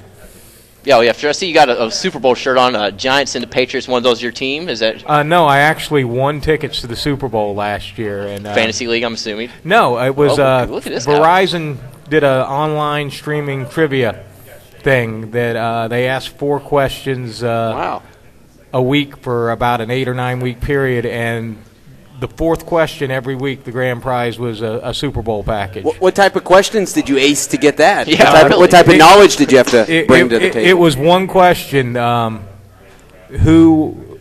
What was the only player to catch 2 80-plus yard touchdown passes in 1 quarter of a game? Do you know this, Kelly? I don't know the answer to that. Lee Evans. Wow. For the Bills, probably in 05. It was 05 or 06. It was against the Texans, who are my team. Okay, that's why you knew. And it was in the first quarter. I think J.P. Lossman was the quarterback, 2 83-yarders. Oh, you mentioned the Texans now, since we do got cheap. Arian Foster, is he got to be high on people's list? What about some other guys that people may think of, maybe a receiver or running back, or quarterbacks? Well, Arian Foster is. You've got a tier of 3 guys up there with Foster, Rice, and McCoy that different people are going to rate those guys 1, 2, 3 in different orders, but those 3 guys are in a tier by themselves. Mm-hmm. Quarterback, obviously, I think the top tier is Brady and Rivers this year. But, when you draft a quarterback that high, sometimes you sacrifice other parts of the team construction we were talking about. It's all about getting the value at each in every spot. Now, we asked Jason Kahn, we'll kind of ask you the same thing. Are you a guy that wants to go for the first, maybe second pick? Are you okay with getting the last one, considering the reversal coming round 3? You can build a good team from just about anywhere in the draft, especially with the third-round reversal. I drafted one in the middle yesterday. I drafted one at the beginning yesterday. I'll probably draft one towards the end somewhere today, just to kind of mix it up a little bit. Yeah. But I don't feel that you have to be at the front of the bus in order to put together a good team. I won the big payback last year drafting out of the 11 hole. Oh, wow. What did you go do you remember what was your 11? And then I guess it would be the 14th pick. I'll tell you the team. Or 13th. I'll give you the first 5 picks, and you'll wonder how I ever won the league. Okay. The first pick was Chris Johnson because he was sliding because of the holdout last year. Yep. And, he turned out to be very average at best. A bust. The second pick was Larry Fitzgerald, who for the course of the year put up some good numbers, but was very inconsistent week to week. And the third, fourth, and fifth picks were all horrible. The third pick was Javid Best. The fourth pick was Tim Hightower. I take it back. The fifth pick was good. The fifth pick was Stevie Johnson. That's a great pick. Big Kentucky fans here. Big Kentucky fans, myself and Brad. Before we let you go here, John, let you go get prepared for the draft. I wanted to see if you saw last night. I know we were on the poker table together, losing all of our money. But Matt Stafford, he may have injured his hand. Did you see this? I read about it, but I didn't see it. I don't know what the severity of it is. Matt Stafford's a guy that I like, but he's not a guy that I like where he's being valued in drafts right now. This may knock him down to a point where he's worthy of consideration, or I may not have him this year. There you go. Well, John, we appreciate you taking a few minutes and sitting down. You're a contributor with BFDFantasyFootball.com. Good luck in today's draft, and I'm glad you're not in my league. Thank you very much. Enjoyed it, gentlemen. Anytime. John Duckworth again joining with us, rolling along here in the Horseshoe Casino with fantasy football at the KFFSC draft. It's been a fun show so far. Yeah, a lot of interesting things. Well, there's a lot of good. We found out the guy's in jail. We do. We got a guy in jail. We've got John just doing a good news. We got a lot of champions in the building. We're getting a lot of tips leading up. See, that's the reason we're bringing these guys on. Is just to make our knowledge a little bit better leading up to this 1 o'clock draft. That guy literally has 30 years of fantasy football experience. I didn't even know fantasy football was around. Basement type leagues, they've been doing. I think they actually may have started doing fantasy baseball well before fantasy football even came about, because it's all the baseball's all about the numbers and things like that. But I've played fantasy baseball once, and I got kicked out of the league for having all Braves players. There you go. Well, Adam, let's go ahead and get ready for this break here. We're going to come back and we're going to continue our guest role. We're going to be cruising along till 1, probably guess. I know my man Trevor Bacon-Kelsey's sitting over here ready to get on. He's got his Vic jersey on. It's okay. It's not bad. I'll give him a B on it. We'll be right back. Myself, Tyler Boyd, Kelly Patrick, Brad Steen, and our man Matt McCarthy sitting with us, the Weekend Sports Buzz.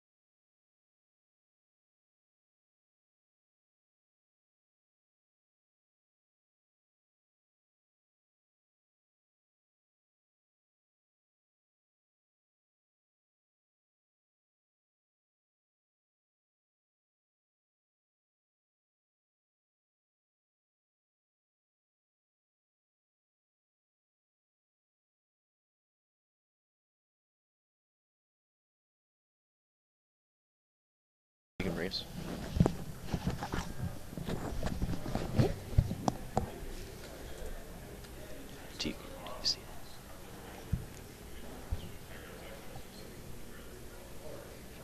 The Weekend Sport Buzz. Call in on the Osmore Ford Lincoln Buzz Line at 384-1450.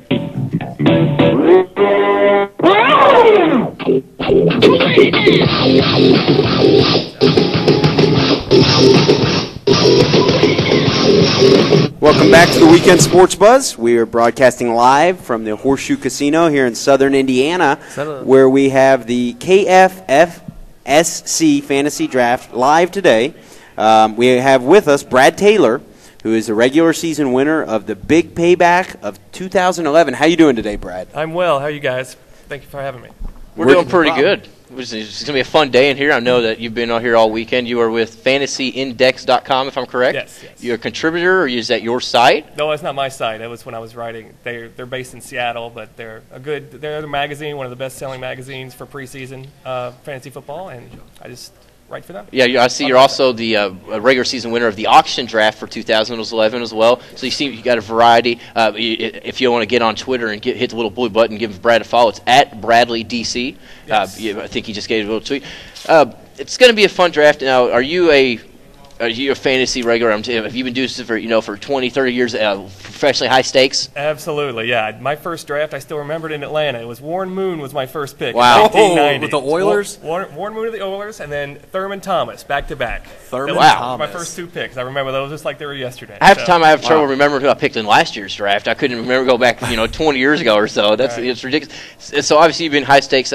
We were kind of talking on a commercial break. You've maybe won around $25,000 in tournament. What tournament? What was that? The regular season winning? Or? That was another contest that no longer exists. But yeah, it was a $25,000. Yes, unfortunately for me, apparently. Yeah. But yeah, that was a nice little payout back in the day. But that money's already long gone. That's why I'm still playing now. So. Now, are you from here in Louisville, or where are you at?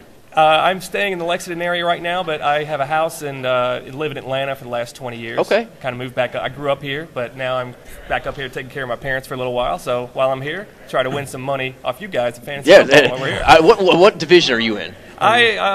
Today I think I'm in the purple division. Yes. Kelly! Hey! We got Ray Kelly Patrick. I'm taking no prisoners now. No information whatsoever. None. Everything here is false. We're all. I'm in the orange, the green. I don't think anybody. I'm not allowing any of my division in this. No. Sorry, guys. Just the way it's going to be. One thing real quick. Go for it. You cannot trust any information in this league. I believe it.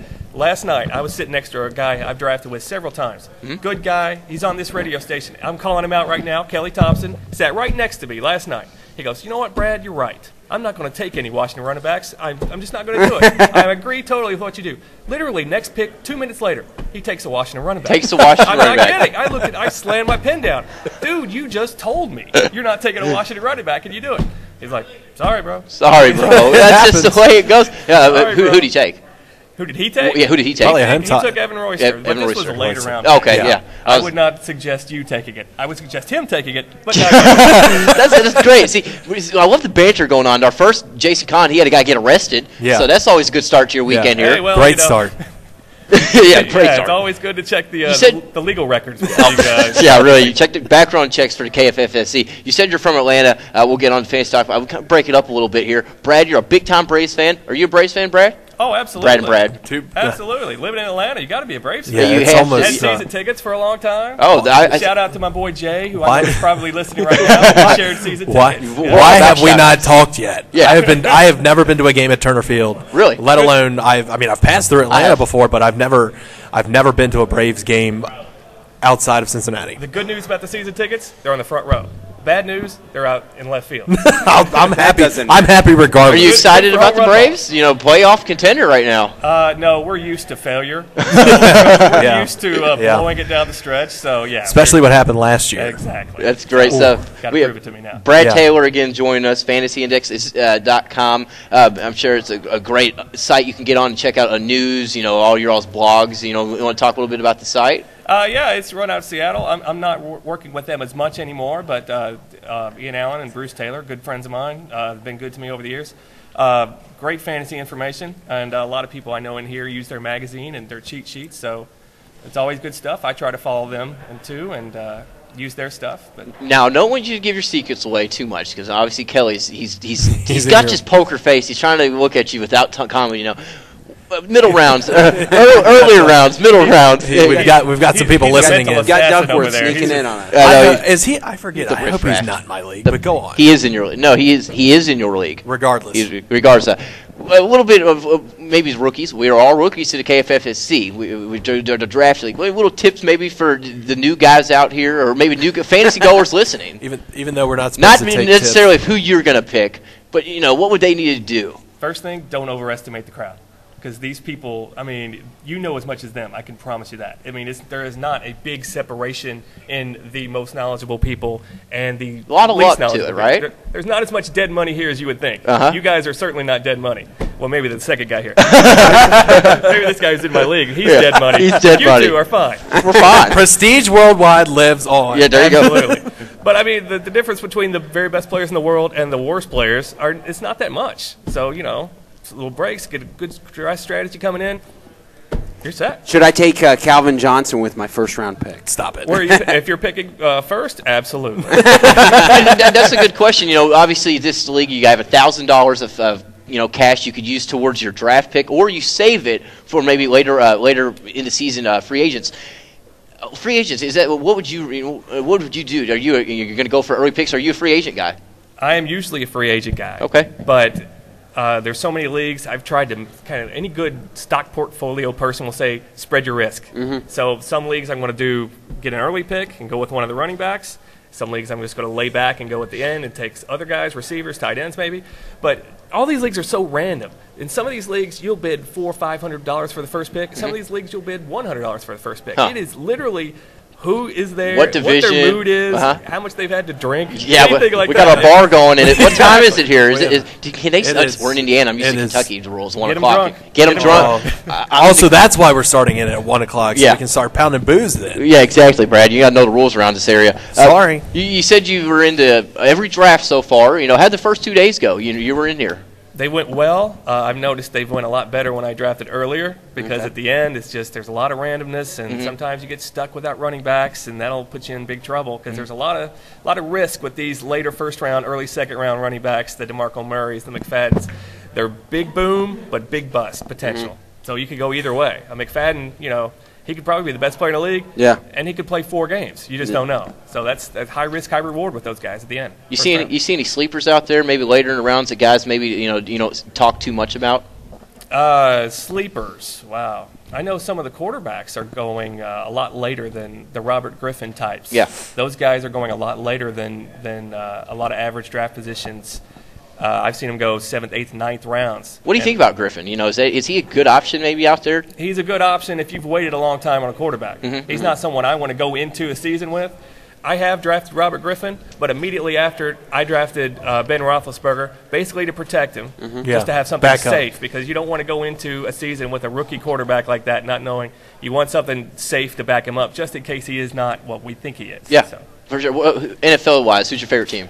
I don't have a favorite team. Oh, you're kind of like me. I got cash on that day, that's my favorite team. I like this guy's strategy. Kelly, you're awfully quiet. Are you kind of nervous about you facing Brad in the same division? Or you? I'm just trying to pick it up. I've never done anything I've done auction drafts, actually. Never done an actual situation where we do the $1,000 to auction off the draft order of the first 3 rounds, and then it's reversed. So I'm kind of interested. What I picked up on was that it really no rhyme or reason how that'll even go. I could go into it and say I'm not even going to bid for a draft spot and probably automatically get the 12th pick. People will get the 12 on you. You'll probably get around 8 or 9, which is no man's land. So you mean people will bid for the 12th spot? Yes. They'll pay money. I would much rather have the 12th spot than the 8th spot. Because you get that quick turnaround. Is that every year? Oh, yes. Okay. You see, you got to remember, after the second round, beginning of the third round, it reverses back. So, if you go 1 to 12, 12 to 1, then it goes back to 12, so and so. So that's kind of new to, us, we haven't been in the KFFSC. Brad, you got any bigger events you kind of head down the road to after the KFFSC over, maybe Vegas? I'm going to do online in Vegas. Okay. Not going to do anything out there this year. I'm taking care of my parents. Can't really travel for 4 or 5 days at a time and lose touch with reality out there. So, I'm doing the online Vegas leagues. Did this one, did another event last week, and Love to do it.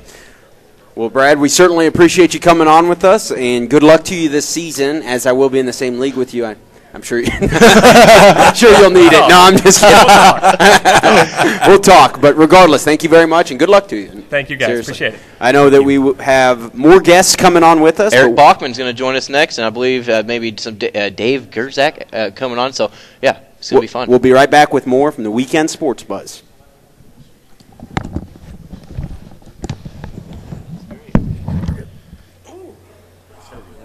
Thank you, sir. I don't have a team name.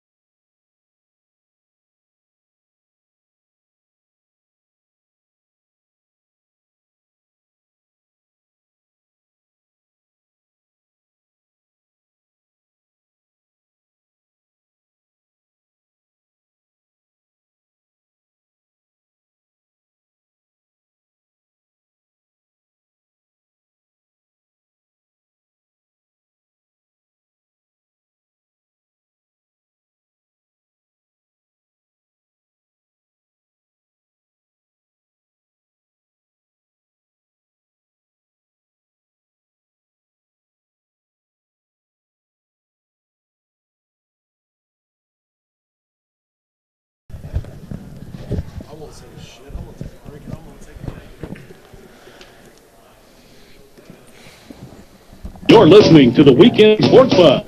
Call in on the Oxmoor Ford Lincoln Buzz line at 384-1450. We're back here at the Weekend Sports Buzz live at Horseshoe Casino. It's been a fun show so far. We're going to extend it in an extra hour today instead of the noon ending. We're going to go till 1 because we got a lot of guests coming on. We've already had Jason Kahn, Bradley Taylor, John Duckworth. John Duckworth on there. It's been fun so far. We're going to keep it going right away with our man Eric Bachman. He is the co-host of the High Stakes Fantasy Football Hour. If I'm correct, I actually caught you. I was searching for, I was trying to get my fantasy football fix and tips in, and I came across that the Farrell interview. Y'all had him on about a month or so ago down the road. It was a great interview. I listened to the whole thing. Give us a little, let the listeners know, what is the High Stakes Fantasy Football Hour? Isn't it a host on the road? Well, we did. That one at least may have been. We did one show. We called it the High Stakes Fantasy Football Hour Road Show live on I-65. We came down from Appleton, Wisconsin, which is about a stone's throw from Green Bay. And it's about an 8-hour drive. And starting at 2 o'clock 2 days ago, we did a show live on the internet while we're barreling down the highway at 75 miles an hour. That was a lot of fun. We had the Dave Gerzak, who's going to be joining me shortly here, and Leroy Corson and Kurt Awe, who we all came down together. We did a show live on there.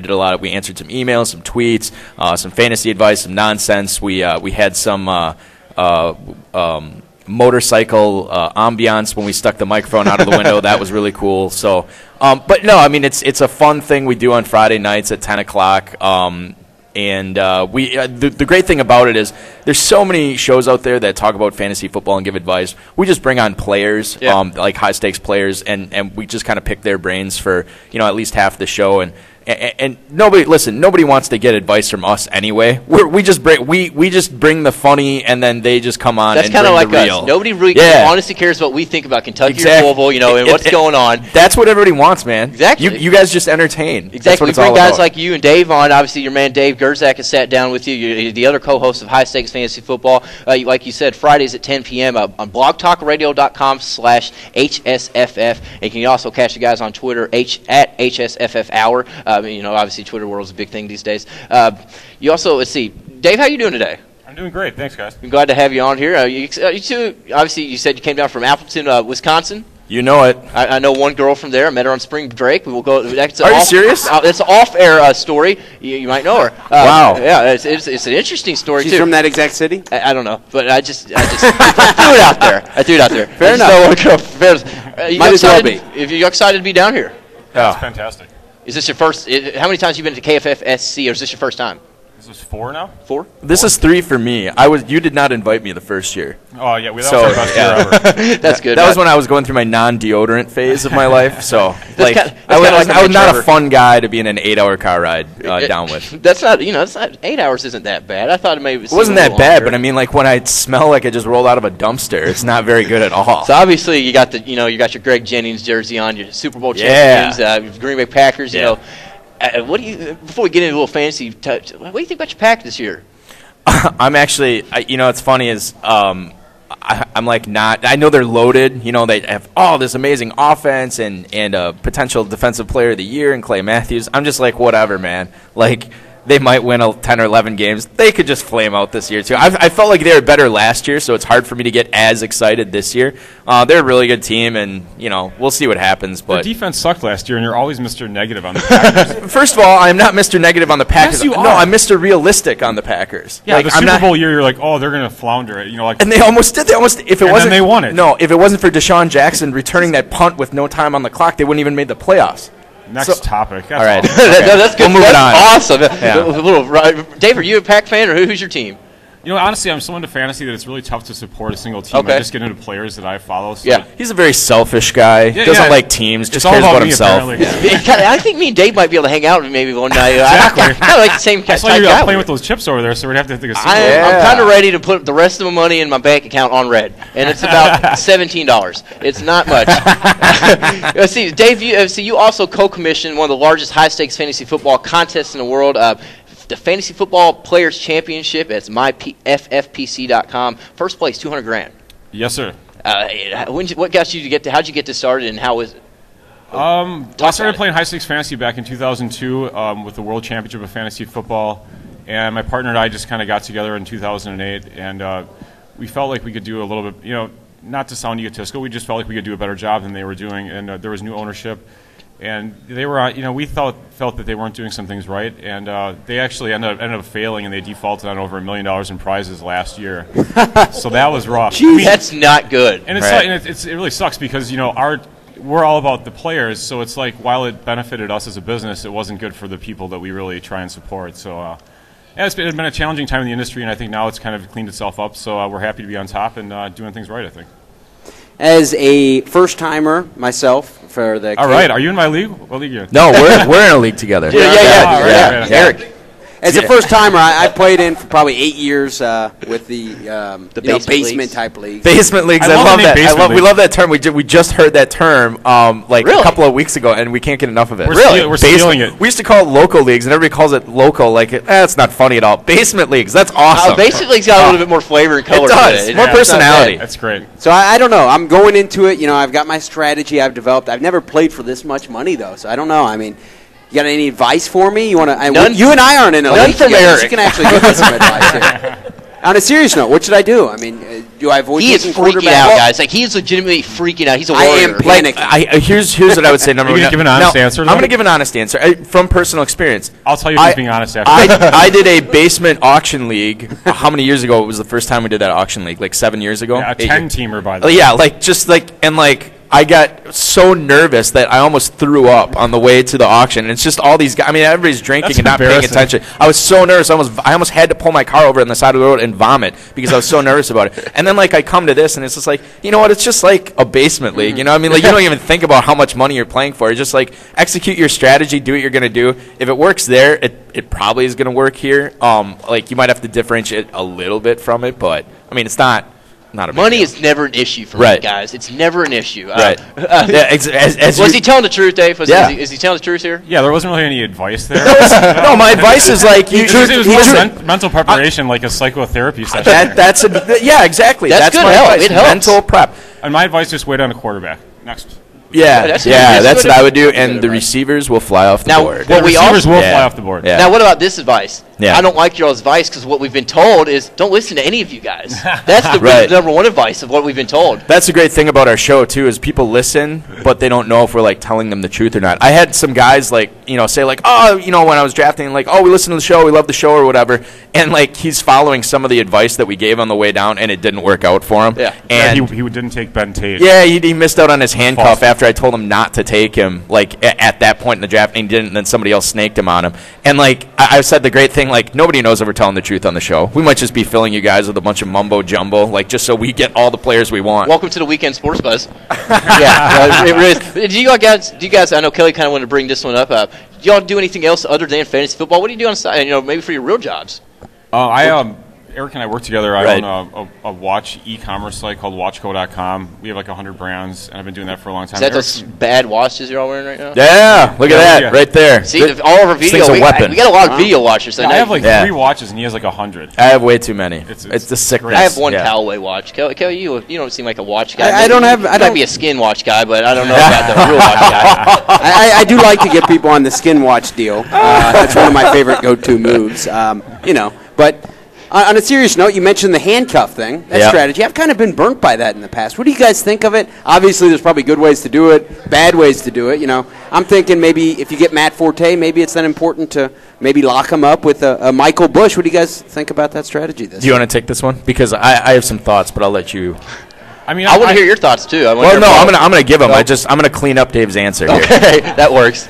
I don't ever. If the handcuff is there, I'll take him if it fits how my team's turning out. I actually had that situation yesterday where I had Foster and Tate was available to me, but Witten had fallen to the 7-12, and I needed a third running back, so I ended up taking the third running back, and then I would have had to take Tate and get a worse tight end. So I just risked it, let Tate go, took Witten, and I'm dealing with it. It's fine. Mm-hmm. Until week 4. And the other thing, too, is if you want to talk about Ray Rice or Shady McCoy or somebody like that, getting their handcuff, you can do it super late. But if you're talking about Matt Forte and Michael Bush. Matt Forte, and Michael Bush, Foster. Aaron Foster, Ben Tate, you kind of got to blow an early pick to get those handcuffs. And, I don't know. There's 200 teams in this event. You're trying to win the whole thing. Mm-hmm. Sometimes you got to go for broke and just throw caution to the wind and grab a big upside guy there instead of locking up your handcuff. Yeah, sure. I'm looking, before we get you go, we're up against this break, Eric. I'm looking at your tag. It's not on here. Las Vegas champion. Yeah, I won the I Want Vegas League last year, so I will Very confident, right? Yes. Very confident. No, I'm not. And that's the thing. It's just I'm going to go up there. Nobody's going to respect me like normal, and hopefully I finish 500 this year and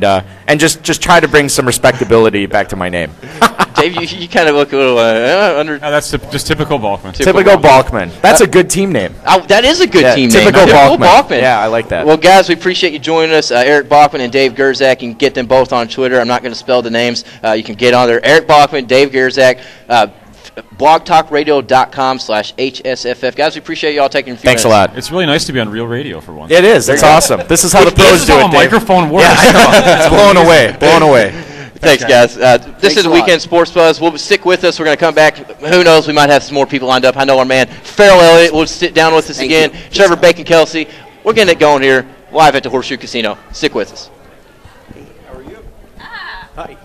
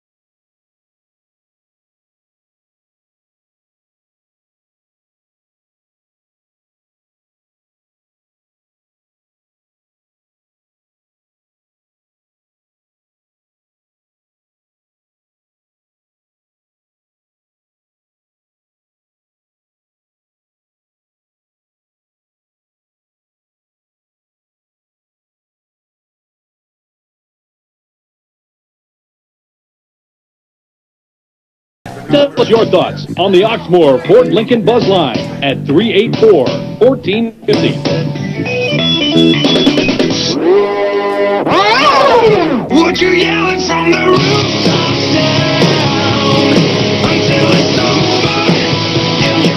We're back here in the Weekend Sports Buzz live at the Horseshoe Casino in Southern Indiana. Everybody's starting to fill in the ballroom here. It's going to be a great event.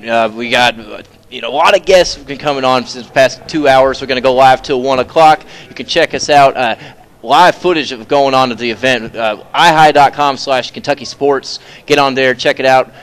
It's you guys having a good show so far? Great. I'm having a blast down here. It's a lot. I see a lot of jerseys. We got Dolphins. We've got Baltimore. Lots of Jets. I saw some of my Detroit Lions over there. I see a Cowboys jersey. Lots of jerseys out here. Lots of colors being represented. People from all over the country. It's a great thing going on right now. So I'm just really happy that this is actually I'm part of this. Yeah, it looks like we're going to keep our guest train going here. We got Kinder Schleicher. Did I pronounce it right? That's close. It's Kimber Schleicher. Schleicher. I was close. I was close. Close enough. Well, give us a little bit. Is this how many years have you been into KFFSC? I think this is my 5th year. 5th year. Yes. So obviously you're a return. I believe it's been going on for 10 years now. Right. We're live at the Horseshoe Casino. What is? Have you ever won? Have you ever been a divisional champion? What are you? I won a couple divisions. I'm a state champion in 2010 and runner-up in 2009. Wow, that's great. Where are you from? Sellersburg, Indiana. Sellersburg, so pretty close here. Yes, a little local. Like We've had 20 minutes away. Good. We've had all of our the national guys coming on. We got to get the local flavor in here. Right. Representing the area. We're here in Southern Indiana. Looking in were you here Friday and Saturday drafting? I was here Saturday. Yes. You were in. I let the guys have the Friday night draft. That stayed away. I stayed away. You didn't want to take all the money. Yeah. Oh, that's good. But you happen to be in today's while we're in it. That's right. Yeah. What pool are you in? Division? I'm not sure. I think I'm in Aqua, but I'm not sure. Okay, good. You're not in any of ours, and that's really all. You're not in mine, and that's all I really care about. The past 2 people we've had were like the top dogs, and they're both in Kelly's league. This is his first year doing it, so probably be Dave Gerzak or John Rozak. It was a Gerzak. It's that Gerzak guy over there. Or it's Bachman. It was Eric Bachman. Oh yeah, Crafty Bachman. You got to watch out for him too. Look at this. Look at all these nicknames. Crafty Bachman. Crafty Bachman. That's what he's known What is your nickname? Have they gave you one yet? Well, Jason Kahn from Ohio has given me Kentucky Kimra, so I guess that name's going to stick with me. But I'm actually Indy Hitters because I used to live in Indianapolis, and that's where I first started playing fantasy football was in Indianapolis. It's speaking of the Colts, I'm assuming you're a Colts fan? Actually, I'm a Who Dat fan, a Saints fan. Oh, a Saints fan. I'm a diehard Saints fan. And actually, this guy right in front of me, that's who I got my start from. The Indianapolis League is called the Bruise Brothers. The Bruise Brothers. Yeah, so I actually got my start in Indianapolis and their local league, and it's been a lot of fun. Started playing about 10 years ago. Now, outside of obviously Drew Brees, I'm going to ask you simply because you're a Saints fan. Yep. Are there any players maybe that you might take? Like Marcus Colston? Yeah, maybe like a Marcus Colston. Sure. Are there any other players that you might try and hold off on, or maybe try and take a little earlier than what you wanted? Or? Well, I think obviously with any of the high-powered offense like the New Orleans Saints, you're looking at Marcus Colston, Darren Sproles. Obviously, Jimmy Graham's going in the first round. I'm not sure if I'm going to waste a first-round pick on a tight end, but if he's there, you have to give that consideration. But there's all kinds of great players on the Saints because they put up a lot of points, and typically Breeze is going off in probably about the second round. We actually have in studio with us a couple weeks ago. We had a guy, Earl Heyman, who's actually on the squad when the Saints actually won the Super Bowl. He played for Louisville football. He's now actually a top heavyweight amateur boxer. So we've got a little connection to the Saints too. He's a big Saints guy. Brings his Super Bowl ring in with us. That's kind of neat. How many leagues are you in this year? Probably by the time I finish in Vegas, it'll be close to 30. 30, wow. 30, yeah. Is this just you, or do you split with anybody else? No, I don't split because I want to be the decision maker. You want it all? She wants all the money. You want all the money, right? I'm sorry. I've done that before, and we have fought over picks. I said, no, I'm going to do this myself. So I like it that way. I think I'm like that, Kelly. Are you like your own picks? Yeah, I've had good experiences with splitting teams with people, but I think at the end of the day, I prefer complete accountability. If my team busts, I like to know why it did and realize it was my fault. I don't like to have to blame somebody else. Yeah, consider someone else's opinion on something. I like to do my own thing. Yeah. What was your most recent team? Did you draft a team yesterday? I did draft a team How did that draft go? How do you feel about it? It actually went okay. I think I drafted out of I can't remember. I did a couple of them yesterday. I got Julio Jones. I love Julio Jones this year. Everybody does, right? Mm-hmm. Yeah. Came back in the second round. I think actually took Trent Richardson. Wow. Because I think he's going to be ready for week 1. And then I couldn't believe it, but Drew Brees was sitting there in the 3rd round, so I pulled the trigger. I never draft a quarterback the first 2 rounds, never. Now, do you? You're a Saints fan. Did you ever think? Do you like choosing Saints because you like? You're sort of no. It just happened to fall in. It just happened to fall to me. So I'm pretty much Aaron Rodgers, Brees, Brady, Stafford. After that, there's a considerable drop off. Those are the only 4 I would consider early. Well, you said you mentioned Vegas. Is that where you're heading next? Yeah, I got some drafts this week, and actually I have one getting ready to go off the phone here. I'm going to do 2 drafts here shortly, one on the phone and one while I'm here. And then I'll be heading to Las Vegas a week from Wednesday to play in the FFPC, the Fantasy Football Players Championship, the Fantasy Football World Championship, and the NFFC. There's 3 big events in Vegas, and I'm going to participate in all of them. That's going to be it's a lot of fun. You guys should come out. I would love to come out. Luckily, if I can go put whatever I have down on black after the show, I might get halfway there. I don't know. It's My question for you is this. Okay. I'm a first-timer for the KFFSC all right. League. We're doing this auction thing where we have 1,000 imaginary dollars to determine the draft order at the beginning. I've never done that before. I'm going into it thinking maybe I'm just not even going to put any money toward it, kind of save it for free agency. Right. What are your opinions on that strategy? I don't pay over $300 for a position because you have to go into the draft. There's value at every position. You have to think that you can win from any position in the draft with 1 or 12. And with the 3rd round reversal, if you're at pick 12, you get pick 12, 13, and 25. So you get 3 of the top 25 players. And I let guys, if they want to bid on the first 4 spots for $400 or $500, go right ahead. Because I feel that there's other value late in the draft. Because if you remember the last couple of years, 2 years ago, did anybody draft Michael Vick? He was on the waiver wire. I did not. Last year, I drafted him in Vegas. That's where I did really well in one league. Nice.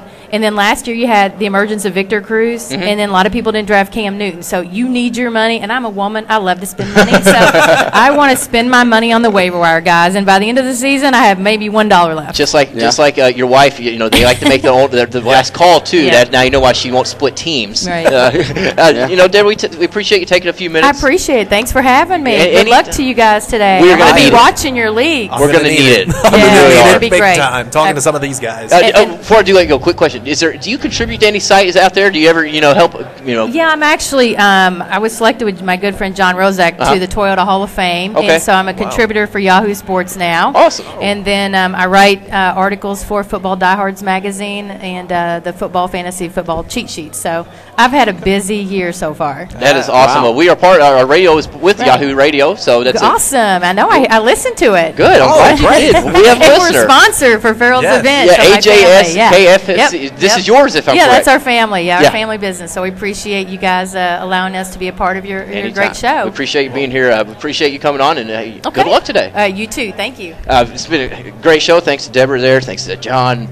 I'm forgetting to reach out. Yeah, you name those guys. They've come. They're everywhere. Those guys and girls, I should say. You name those people, and they have just been phenomenal. Exactly. Yeah, I like the insight there about how I'm going to go about doing my my draft. Auctioning the $1,000 for my draft position. Sounds like the overall feeling on it is the 7th, 8th, or 9th is probably the worst place to be. But I'm going into it thinking if that's where I end up, I'm not worried about it. I think it was maybe 07 when Randy Moss either went extremely late in drafts or he wasn't drafted because he had some trouble before, but just blew up this season. So I think she mentioned Victor Cruz, Michael Vick. Guys like that happens a lot. I can imagine kind of Victor Cruz going a little early this year. He's probably Manning's #1 receiver.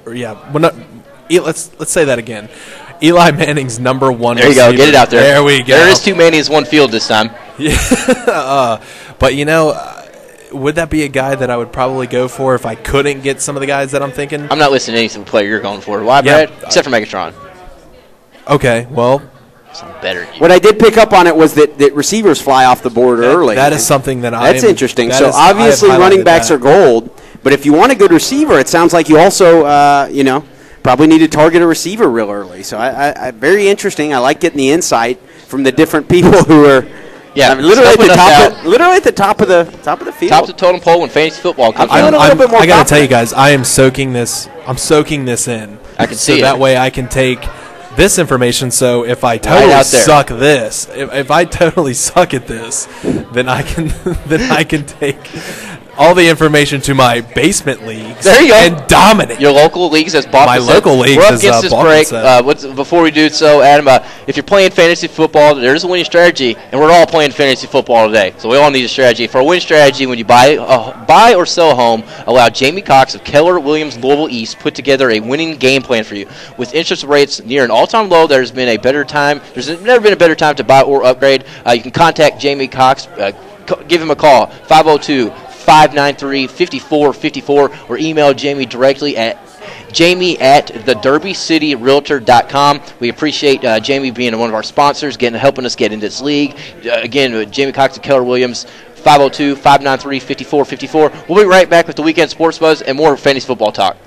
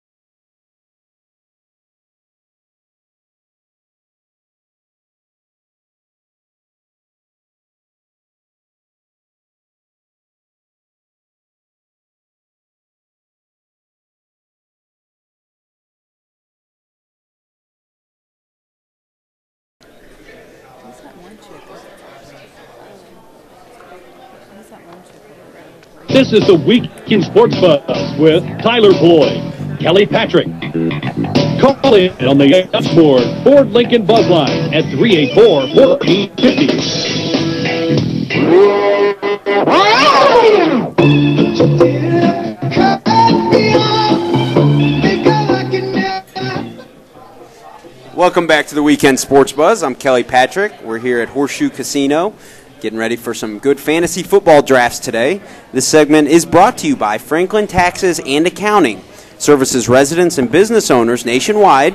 We offer financial planning, tax preparation services, estate planning, LLC and corporation setup, and forensic auditing. We can help any corporation or small business with payroll, monthly financials, bookkeeping, and much more. We're located in southern Indiana at 611 Watt Street, Jeffersonville. Contact our friendly and dedicated CPA, Marcy Franklin, who has over 15 years of experience at 502-424-1179, or check out our website at franklintaxes.com for further information. We are committed to providing expert advice and meeting every client's individual needs. It's good stuff there from Franklin Taxes and Accounting. And actually joining us right now is Marcy Franklin and Christy Franklin. How are you all doing today? Doing great. Doing good. Thanks for having us. We're glad to have you all here for the fantasy draft. Now, obviously, you are in the league as well. How many years have you been doing this? I've been doing it for about 5 or 6 years. And this is my first year here at this event. So we have 4 rookies on the panel today, and along with, a little crafty veteran out there. Again, we have Marcy Franklin and Christy Franklin from Franklin Taxes Accounting. It's located in Jeffersonville. You want to just kind of talk about that real quick? Give the listeners a shout. I'll let Marcy, the expert, give you a little bit of information about that. Go ahead. Our office is located in Jeffersonville, downtown, near the courthouse. But I have clients nationwide, so I service business, a lot of local businesses, but also businesses throughout the United States. So it's not just for Southern Indiana or Louisville clients, so it's pretty much open around the nation. Good deal. You're with, obviously, the website you can get on there. It's franklintaxes.com. Now, you said this is your 5th year. What's a little bit of strategy that you go into for the KFFSC draft? Well, I think you have to see how it goes each year. This year we have a lot of issues with running backs, and so a lot of my teams are going to be strengthened with wide receivers and tight ends. Just a lot of preparation and study coming into this event. And then this prepares you to go to Vegas. So this is a great warm-up, to that. And this is a great event out here. We just want to thank Farrell for letting us be a part of it. Yeah, Farrell Elliott's doing a great job. His Twitter handle to keep the live updates throughout the day is at KFFSC. You're heading to Vegas? We are heading to Vegas. I think we leave the 6th, and I leave the 6th. Marcy has to actually stay here and work a little bit. Imagine that. Of course. And then I'll be back on Monday. But, yes, we are heading to Vegas to play in the World Championship out there. And that'll be a great time. Yeah, for sure. We've heard all about it. It's just kind of really making us jealous. Is this your all's first, or maybe just how many trips have you made it out to Vegas? Okay. We have been out to Vegas, I would say, consistently probably for the last 10 years at least. It's pretty consistent with us. We go every year. It's an event we look forward to. Oh, yeah. Whoa, live air there. Crazy. You're a Broncos fan? I see your jersey. Oh, I'm a Peyton Manning fan. You're a Peyton Manning fan, so you just go wherever he goes. That's right. That's good. Are you excited about him, coming back and playing this year? I am. I'm kind of curious to see how he's going to do. I've heard varying reports, but hopefully he'll have a good year. But I would advise her to not draft him. Yeah, I've already been advised. I'm glad you brought that up. You have to take the emotion out of the game. We're both Peyton Manning fans. We're very proud that he has persevered to be able to come back on the field. But as a drafting, situation, I would say, let's keep our emotions out of it and pick up someone else. Now, are you all Colts fans, or being in front, I guess right in here in Southern Indiana area? I was definitely a little disappointed with the decision with management and the Colts, to get rid of Peyton Manning. But we're going to stay true to the blue and still root on Andrew Luck and the Colts team. So we'll see how they do this year. See how they do. Yeah, we're excited. Obviously, Peyton, new season, new life out in Denver. I'm excited for him. One guy, keep it local real quick. Jacob Tammy. Is that an option maybe throughout the draft sometime? Yes, it is. And then I also like Joel Dressen as well. Yes. I think that Peyton will target people as well as Brandon Stokely's looked good so far in the preseason. So we'll kind of see just lots of depth there that you can add to your roster. So you say avoid Peyton Manning altogether. What about if he's in the 8th round, something like that? He may be a good value there. As a backup, right? Definitely. As a backup, wow, not even a first. Right. Wow. No, I like to have a top-tier quarterback, even though the point system in this event is still only 4 points for a touchdown. We had a lot of success last year with Drew Brees and Jimmy Graham, so I usually try to target a quarterback at least in the top 3 or 4 rounds. So. Yeah, that's a good strategy. We've learned a lot of tips today. We appreciate you two for coming on for a minute, just getting it out there. Marcy Franklin and Christy Franklin from Franklin, Texas and county. Yes. Thank you for having us. Anytime. Good luck today. Show's rolling right along here at the Horseshoe Casino for the KFFSC.com draft. If you want to give us a call, do so, 384-1450 on the Oxmoor Ford Lincoln Buzz line. We'd love to talk to a few guys. Do believe we'll be getting on John Rozek from Chicago here soon if he gets on down here in time. I believe he's the #1 ranked fantasy player in the world, fellas. I played poker with him last night. Interesting topics. Yeah, I thought it was interesting. You said that you told him you thought Jacob Tammy deserves to go in the 4th round. Fourth. And he laughed at you hard. He kind of laughed at me. He said, "That's fine. It's fine." You know what? This is your team. You make your own decisions. This is my team. So I do my own thing. Do you think you're going to win it all? Well, guys, we're looks like 30 minutes away from the beginning of this draft. Starting to fill up here. Our man Trevor Bacon Kelsey is walking back in. He was probably gambling, maybe at the Paul Dean buffet. I don't know. No, he's gambling. Yeah, never made it to the buffet. I know, kind of screaming. And Sean McCoy's your first pick, right? I'm not saying. He's not saying. Because he's the expert here. He's in the aqua and coral pool. So all you listeners out there in the building, you better watch out. You got the man, the myth, the legend, Bacon. He's wearing his Michael Vick jersey. He doesn't care if, maybe there's some PETA people here. he doesn't care. Look, I mean, are you worried about maybe being criticized for wearing your Michael Vick jersey? Never. He bought it for a reason. Man has a love for exotic sport. What can I say? Love for exotic sport. I've seen another jersey I've seen around, guys. Brad, Kentucky fans, me and you are. Randall Cobb. Cobb. Yeah, I'm disappointed Kelly didn't wear his Bengal jersey. He's got. I know you have one. You know what? I'm not going to kid you guys. I have a Tim Couch jersey from back when he was at UK. Why didn't you wear it? Because it looks like a medium on it would fit me perfect. But it's a little beat up. If I known everybody was going to. We even have a Twins jersey here. How about that? You got to have baseball in the building. I'm a red scout right here. We got a lot of Ravens jerseys. I see a lot of Ravens jerseys walking around the building. A lot of Packers jerseys. It's a variety here at the KFFSC. You know what? And we're having fun. A lot of people are, they're active. They're talking. They're saying hi to everybody. It's really good to come out Brad, here. you kind of sound like Harry Carey sometimes. It's a good thing. Sure. But I've liked everybody's insight. Everybody seems like a lot of people have given us very nice people, very very good insight. I mean, I like it. I don't know exactly what I'm going to do still with the auctioning of my $1,000 to see what draft pick I get. So I may ask our next guest here a little insight, his opinion on that. We got our sponsor sitting down with us now with the other sponsor. Obviously, we just had Marcy Franklin and Christy Franklin join us, and now we've got our man Jamie Cox. How are you doing today? I'm doing great, thanks. We're glad to have you on here. You excited for today's event, Jamie? Absolutely. Good. I butchered the first sponsorship, but where are you at now? We're Keller Williams, obviously. I'm at Keller Williams Louisville East. Keller Williams Louisville East. You're located around. I had to pull it up at X officer. Well, the office is on Hurstbourne Lane. Hurstbourne Lane. I sell in the entire Louisville area. How could they contact you? Get a hold of you. Get this going. The easiest way is to call me 593-5454, or you can look me up on the web at thederbycityrealtor.com. Okay, now is this your first year in the KFFSC, or you're a long-time vet? Oh, no, I've been here 6 or 7 years. 6 or 7 years, so you know what you're doing out there. What's you going into today's draft? Is there anybody you're looking maybe to go for, or a guy you want to stay away? Or you're not trying to give that strategy out, are you? I don't know, it's a little early to be saying who I'm going for, but... It's true, you don't know your really draft position. Let me ask you this. What do you think of the... this is new to me. This is my first time doing the KFFSC draft. I've done, auction drafts. I've done snake drafts. I've done it all kind of on a smaller level. But I've never done the auction of $1,000 that determines your draft position. Do you have a set in stone strategy you do with that, or do you kind of play it by ear? Oh, an auction. This is a draft format here today, but the auction is actually probably funner than the draft. I like that, but it is absolutely because you can, running people up, and if you do have that interest in one person and another has the same interest, it gets a little interesting. I agree. That's my favorite. But as far as how we're going to determine the order of the snake draft is going to be $1,000. We're going to auction it out, see who wants the first overall pick, stuff like that. Is your league doing that today? Absolutely. So what do you want the first pick? Do you want the 12th pick? What do you won want? last night, and I did the first pick.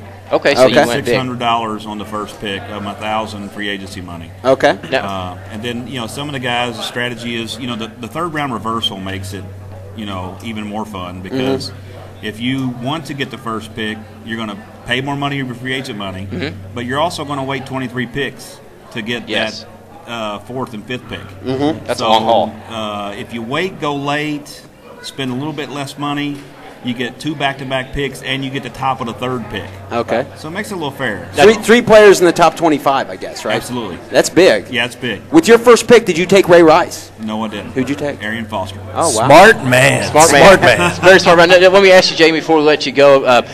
Favorite NFL team, or are you more a fantasy-only guy? I am a fantasy football player. That's all. We've heard a lot of that today. Well, it's hard to pull for a team when you got a guy that's playing against them and you want him to score real bad. Yeah. Now, are you in, as one guy said, are you in all the, multiple leagues, throughout the country, or are you just more local? No, I play with, I play 2 leagues. I play last night and tonight, and today in the state football league. That's the only thing I'm playing now. Oh, that's good stuff, Jamie. We appreciate you sitting down. Appreciate your sponsorship. With the KFFSC, Farrell, doing good things with you, Keller Williams. So we appreciate you taking a few minutes. I tell you, right now is a great time to buy or sell. So the interest rates are at all-time low, and give me a call. I mean, things are moving. There you go. 593-5454. 593-5454. I already got it memorized. There you go, Jamie. Good luck today, man. Thanks, guys. Thanks a lot for coming on, Jamie. And we got Jamie Cox, our sponsor. Yeah, good stuff there. He paid $600 for the first pick yesterday, and he got Arian Foster out of it. I mean, you can't complain. You can't walk away from that being upset when you get the number. Not at all. You get your choice of anybody in the league, so that's interesting. Yeah, John Hancock, our resident KentuckySports.co guest, our dominant Louisville blog. Let's give me a shout out. Let's give me a shout out to all the Dolphins fans in the building. I saw a few jerseys out there. There's one right there, standing over in the maybe corner. One. I don't know. There's just one. We're all Dolphins fans. I see in the corner. I've seen where my Browns fan guys at. I hope I'm. They are probably trying to bail their guys out of jail. You're not lying. They didn't seem too interested in that. Actually, they didn't. Everybody knows you can't bail somebody out on a Sunday. They were definitely unless you get a judge. But good luck trying to get that. Not the best time to get arrested. Yeah, definitely. It's he's just partying. Sorry for partying. Let's see here, 12:33. Let's go ahead and jump to a break, Adam, over there at the studio. Adam's doing a great job for us. Yeah, shout out to our intern, Adam. He's killing it back there at the studio for us. And shout out to everybody here at the KFFSC. It's going to get crazy here in about 25 minutes or so, 30 minutes. We're going to get this draft kicked off with our man Farrell Elliott. Sure, he's going to give some beautiful speeches to Big Freeze himself.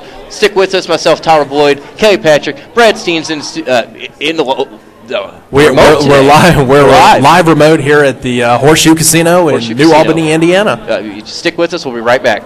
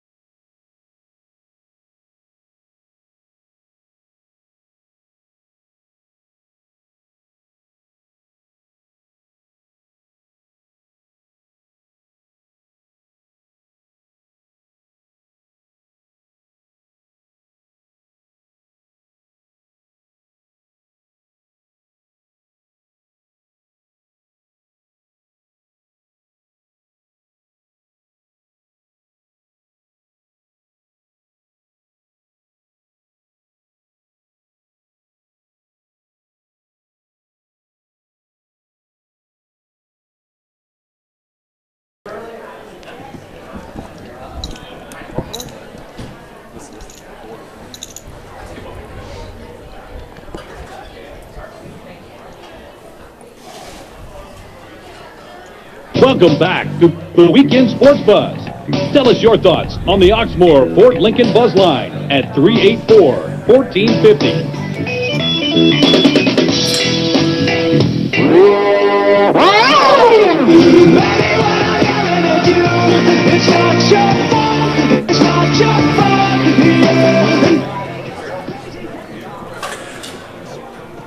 Welcome back to the Weekend Sports Buzz alongside Tyler Bloyd and Kelly Patrick. I am Brad Steen. We are live here at the Horseshoe Casino in Southern Indiana for the 10th annual KFFSC Draft. We are presented by livingforless.org. You can give us a shout on the Oxmoor Ford Lincoln Buzz Line at 502-384-1450. So far, I'm having a blast, guys. I tell you what, Matt gave me some energy pills, and I am ready to roll. You were locked and loaded, buddy. I tell you what, to everyone that's listening, I am working on about 4 hours of sleep. I got up at about 5 o'clock this morning and had to drive down to. You never realize we're in a casino and nobody cares about your lack of sleep? Probably not. Because, not at all. Not at all. You know, you don't really sleep here. But we are joined now by Ryan Smith and his dad Joey. They are the defending division champs from the Purple League last year, right? Yeah. And so they're coming in. They said they did their first draft. They did a draft last night, right? Yes. And Ryan is actually the youngest participant in the league, 15 years old. Yes. How long you been playing fantasy football? About 3 years. Good deal. How did the draft go last night? Good. What, you got any insight from it? How do you feel about it? Who was your first pick? My first pick was Sean McCoy. I'll tell you what, we're going to make this easy on him. I'm going to give that to your dad. I'm going to give you this microphone. There you go. Here. So you got LaShawn McCoy. Was that maybe the second or third overall pick? Or it was the third pick. Okay.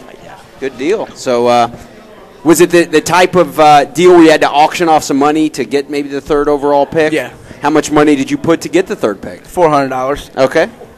Now, you said you two came in this as a team, right? Yeah. Correct? Team, little father-son duo out there. I know there's a few, little deals out there like that. We have a young 8-year-old girl, I do believe, and her dad are maybe out there. How long have you all been participating in the KFFSC? 3 years? This is our fourth year. Fourth year in the KFFSC. Obviously, we've got a little rivalry of the purple here. We got a Viking fan and then a Ravens fan. How'd that kind of come apart?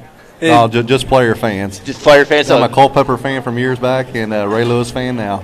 Culpepper fan, great. Obviously, one of the greatest of all times. Yeah, certainly. Where are you all from?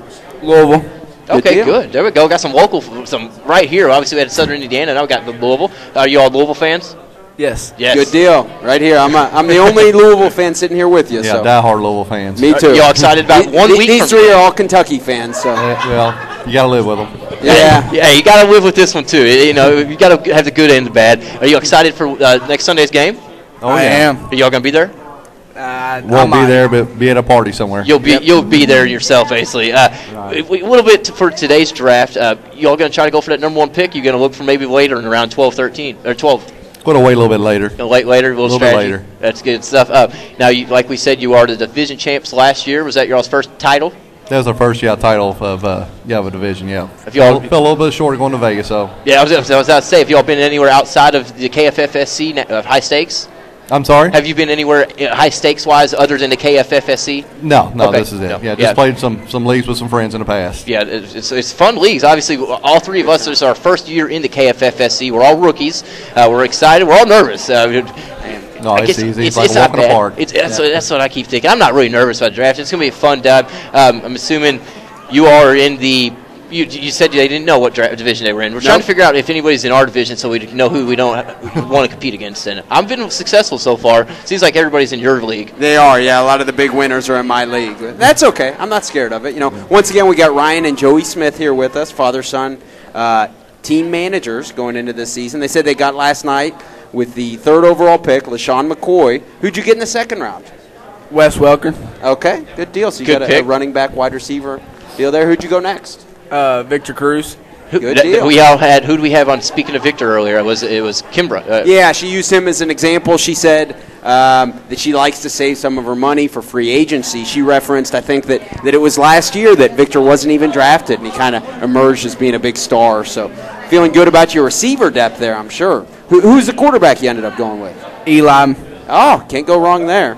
No, he'll start every game. He'll play play a lot. So once again, Ryan and Joey Smith, father-son tandem. Ryan's just 15 from Louisville. So good luck to you guys this year. Thanks a lot for coming on. Appreciate it. Thanks. Good deal. Good stuff there. I think we need to go into a break now. No, we're going to keep riding to the end of the hour, right? I think we're going to keep going, and we're going to go ahead and bring on a guy, John Rozek from Chicago, Illinois. He's sitting down. He's going to get his mic. We're going to. If I am correct, he'll correct me when he gets on here. You are the #1 fantasy ranked player out there. Yes, I am. Now, we played poker last night, and that was a disaster itself for me. I don't know about you. Me too. Yeah, it seemed to be the whole table. Your buddies are giving it, putting it out there for us. This guy is the man. Now, obviously, you have your Packers shirt on today. You have your Wisconsin shirt on. You are from Wisconsin? Yes, I am. Yeah, I live in Chicago right now. Yeah, you live in Chicago. So you're living in enemy territory almost. Oh, yeah, it makes for some interesting Bear-Packer weekends for sure. Yeah. For sure. One guy, I wanted to kind of ask you about on the Packers, Greg Jennings. What do you think about Greg Jennings kind of being an older vet? I think he's going to be solid for them. On there, the concussions are a little bit scary because, a couple of those, and they can take people out of their careers and everything. But I think he's going to be solid this year. I actually think Nelson will be a better receiver for him this year, but Jennings will be good. Like I said, you are the #1 fantasy. How do you get ranked #1 fantasy? Or obviously you had to win something. What have you done? What is your resume? Well, actually, my resume goes back to there's a couple of national contests that are out in Las Vegas around there, and I actually haven't won the overall contest for them, but I've finished very well. And then I think have like a 3rd place, 4th, 5th, 15th, and a couple of other overall finishes out of over like 900 teams in the playoffs. Now, like I told you last night, I may not remember, we are all rookies this year. Is there any tips you can give us three, leading into today's draft, or just kind of go do your own thing? I think, have fun with it and kind of have a strategy going into it. At some point in here, everybody kind of takes their players a little bit earlier than what you might think. So if you like a player, go out and get them. That's good. We're getting a lot of good tidbits. What's next for you after the KFFSC? You heading out to Vegas? What's going on? 2 weeks going out to Las Vegas for Players Championship. For the Players Championship and a couple of other high stakes leagues that are out there. What draft are you in today? I actually don't know. Please do not tell me it is orange. What do you think of my strategy? I'm gonna, instead of putting any of my $1,000 down to try to get maybe the #1 overall pick, I'm gonna just say I'm saving it all for free agency. What do you think of that? Well, I'd agree with you. I did 2 of the drafts yesterday, and I spent a combined $0 for my 2 draft picks. There you go. Did you go into it knowing you were going to do that, or did you kind of just feel out the other guys, see that maybe they're, I hate to use this term, blowing their load with their money? Did you just kind of feel it out, or did you know going into it you're going to do that strategy? That was my plan going into it, was not spending a whole lot for any of the picks. One of the leagues, actually, looking back, I may not have, wish I would have gone for the first pick because they only went for like $400 or whatever, and the other draft they went for like $700. So turns out the one draft is actually kind of a decent deal to go out and get it. You want to tell us about any of your drafts yesterday? Do you feel maybe real good about one of your teams? Who was your best #1 pick yesterday? Well, both of them I had Larry Fitzgerald, and kind of went with very different approaches to the drafts. The one team I like, it's either probably going to compete for the league title or finish dead last. Oh, yeah. A lot of injury risk. I got Matthews and MJD on that team, and a bunch of guys that if they break out, I'm going to compete. If I don't, well, I'm dead last, and I'm okay with that. I'd rather do that than finish in the middle of the pack. Got to swing for the fences. What do you think about some stuff like, I know one of the approaches that can be considered maybe hedging your bets would be, if I took Matt Forte, say, in the 3rd round, something like that, and then I locked him up with Michael Bush, that'd be kind of a conservative way to go about it, but at the same time, you're kind of blowing a pick on a Michael Bush when he may not really get, much fantasy value if Forte has the season that he's, has the potential to have. What do you think of locking a guy up like that early? I think generally on those, it's a good idea to do that. Bush, I think, is going to have a lot of value on his own because he's going to be the goal line back and everything else in there. So I think there's a few guys, 1st round, 2nd round on there where you got to take their backups early, basically to lock down that top running back production. Good deal. I'm sorry. What's that? Go ahead. Brad, you got it. I have a question. Are there, now, I know you don't like to give away any of your secrets, but are there any kind of, maybe some rookies that you're kind of looking at? Like, hey, maybe I should take a flyer on this guy, or, like, for instance, a Trent Richardson. I know he's expected to go high, according to some of the experts out here, I guess you could say. What are some of your thoughts on some of the rookies out there? I like the rookie running backs. I think Richardson and Martin are both going to be very good this year. I mean, Richardson since he's Question Freak 1, is kind of falling to the end of that second round right now, which makes him a great second-round pick. And there's a lot of risk that goes with it, but it's those kind of picks that kind of help you out to win the league. Yeah, I'm a big Browns fan. I would like to get Trent Richardson, so if that'd be cool. John, we appreciate you taking a few minutes. Obviously, you're going to do well today. I don't even have to wish you good luck. And, but I will say good luck in Vegas when you're heading out there. All right, thank you very much. Have a good one. John Rozek from Chicago, Illinois, the #1 fantasy-ranked player out there. His buddy last night was just giving him all types of props at the poker table. It was a fun night. Looks like we're going to have somebody else sit down with us. We are packed with guests right now. We are packed. The ballroom is packed. So we got to hustle. Come on, sit down, guys. Let's sit down and see who we got here. We're getting close to the show. We see a Colt jersey on, and it looks like an Ohio State jacket, but I don't know. I could be wrong. No, that's just a regular red Nike jacket. Why don't you guys go ahead, give us your names? Yeah, who we got here? Dylan Emmett. Justin Emmett. Justin Emmett. How long have y'all been doing high stakes fantasy football? Well, this is my third year, but I believe this is Justin's fourth. So. Fourth year in the KFFSC. How about this? Right. So, okay. Now, give us your resume. What makes Farrell bring you guys to us? I just love all that competition in the fantasy football, man. I mean, there is nothing like it, so it's a pretty cool atmosphere. So. Are either of you division champions at some point, or still getting there? Still on our way. Yeah. Still on your way. Now, obviously you're a Colt fan. Maybe. I'm a defensive fan. Okay. I like defense, so Dwight Freeney, I got him on my. Who's your team, man? I like the Colts. Colts fan. Know what y'all think about Andrew Luck this season? He's looking good in the preseason, man. But I mean, then again, that is preseason, so. But yeah, for sure. He's looking good. Now, who you looking for in your maybe first, second round? I'm a big fan of LaShawn McCoy. As is, I think everybody who sat down. Exactly. Yeah. What about you? That's what I'm looking. Same thing. We're going to try to shoot for him. You got the same team. Are you all sharing teams? Yeah, we're on the same team. Okay, see, Matt did clarify that with me, so yeah, prick. I guess, what's your team name? I'm trying to get some good team names. Y'all have a team name? Yeah. What is it? Hurricane Emmett. Hurricane Emmett. Yeah. Oh, not bad. Now, Brad, you're prestige worldwide. Just going with a little not old school. Well, Will Ferrell. Will Ferrell, thank you. I've lost the train of thought there. Yes, we're still thinking of our team name. Guys, we're wrapping up the show. We appreciate you taking just a minute here, just getting it out there. Good luck today, fellas. All right. Well, thank you, man. Thank you. Yeah, good luck to you guys. Thanks for coming on. Let's see, Kelly. We got about 5 minutes or so here. We'll wrap it up ourselves today. All right, we just gathered more information than we assumed we would have thought to. I guess this is kind of a moment of what have we learned today? Brad is amped. That's what I've learned. I think it was the Black Cat energy pill that Matt. You definitely did not need that. Did you honestly take that? I just when we came back from break, there was like this ultimate rush that just went through my body, and I'm like, I got to read this fast. All I know is, what have I taken from today? I'm going to do my own thing. Obviously, I've heard some who goes where, maybe. Who doesn't like what, who likes what. I'm going to kind of go with my own route, who I like, my own strategy. Bachman, or basement league, he likes that term. I'm going to go with my style. I might come in dead last, but guess what? I still had a good time here at the KFFSC. What about you? What have you taken from today? Yeah, what's this Rosick guy, right? From the number one guy in the world. Yes. Number one fantasy guy in the world. He kind of gave me an interesting perspective, I think. He said, the best team that he feels, the team from yesterday that he feels the best about is one that he thinks is either going to win the league or it's going to come in dead last. So what I took from him is swing for the fences. If there's a couple injury risks out there, that's okay, go for it. Swing for the fences. What about you, Brad? What'd you take from today? The biggest thing that I learned this year, for coming from this... So don't take black hats. No. it's that I'm going to have fun with this. Yeah. I know Matt and I are teaming up together, but I'm here to simply have fun. This is, kind of something that I was kind of just put right upon me. I didn't know I was going to be a part of this, but, I'm learning a lot from the people around here. And I'm excited that I'm here. There's a lot of people, out here that are listening to the show, all that kind of stuff. I'm really excited for this opportunity. I want to thank Farrell Elliott for giving us this opportunity. Big thanks to Farrell. Yeah, Farrell. The Big Freeze is awesome. Big Freeze has come up clutch in the fourth quarter. He has now. We do have a few minutes, so we don't have to just wrap it up yet. We are live here at the Horseshoe Casino in southern Indiana. If you are just tuning in, the room is filling up. Looks like we have the Lady Birds, the Lady Cardinals dance team has arrived in the building. They're gonna, I guess, do the auction to help the draft going on.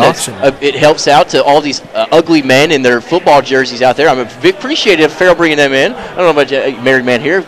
It's more speaking to you, Brad. Are you excited? Am I excited? Yeah, even though I don't have a headset right now, but I am excited. Even though I'm a Kentucky fan, it's always good to see girls come out and do this thing, whether or not they're taking the money or just being part of the promotional. The they're here to promote draft. everything. That was easy for me to say. It's helping. It helps KFFSC. It helps the Louisville University itself. I'm checking out all the jerseys in here, and it's awesome. There are a ton. There's a lot of different teams. I a lot saw of players. an Arizona one out here earlier. It just walked by. There's an Indomitian Sue out there. I see Indomitian. I see Chris Johnson. I even see a Warren Moon out there. What is this? I see Warren number Moon 14 jersey right there. I don't know got what that is. Fitzpatrick from Ryan Fitzpatrick. Buffalo. We got a. Is that Vernon Davis? Vernon Davis. Thank you. We got a Tom Brady, Dwight Freeney, Larry Fitzgerald. What else do we got out here? It is definitely colorful out here. We're having a great time. There's our man Greg Jennings jersey. There's a Bachman. We got you look out here. There's probably a jersey almost from every team. 204 people are lining up for this draft. We'll be beginning here in 10, 15 minutes or so. Farrell's going to give us a great speech. I see Bacon getting prepared. It's fun. Are you ready? We're finally here. I'm ready. Yeah, I'm excited about it. I know that I'm underqualified for this. Same here. That's all right though. I'm gonna go in and I'm gonna look people in the eye and I'm gonna say, hey, you won this league last year, but that was a stupid pick. Yeah, just totally throw it on Just totally just get laugh at every pick. Yeah, all of the 11 picks, just laugh. Oh gosh, you good luck with that. Smart. A lot of those things. Matt is not here. I see a Browns jersey. I see a legit. No, sorry, it looked brown from here. Where are my Browns guys at? There's one. I see him. Hopefully they got their guy out of jail. The man, the myth, the big freeze himself, Farrell, getting lined up for a beautiful speech he's about to come on with. He looks nervous. He does look nervous. He nervous. He's a little shaky. He's a little shaky. We're lining up here. Everybody's grabbing their seat. I don't know where I'm sitting at. I got to find my chair. A Bengals shirt. There's Bengals. Everybody's repping everything tonight. Glad to see the Bengals are. I don't see the Bengals. Bengals. There we go. We Thought we were going to grab. We do have a special guest, though. Yeah, we got just a minute. We got a couple minutes left. Yeah, Brad is amped. We have Emily Hibbs and her father. Emily and Chris Hibbs, and if I'm correct, you all are a division champion from last year, or maybe year before. Yeah, we were division champ last year. And then we got to get the one mic side working works, there. one side doesn't. Yeah. There we go. I don't know if we can hear him still. Can we hear him? Can you turn him up, Matt? How about now? Chris Hibbs. There we go. So we were division champ last year, and then we were state champ back from, I guess it was 2010 or 2009. So it's you and your daughter, obviously. That's obviously special. We just had a father and son come on. Do you all have to enjoy doing this together?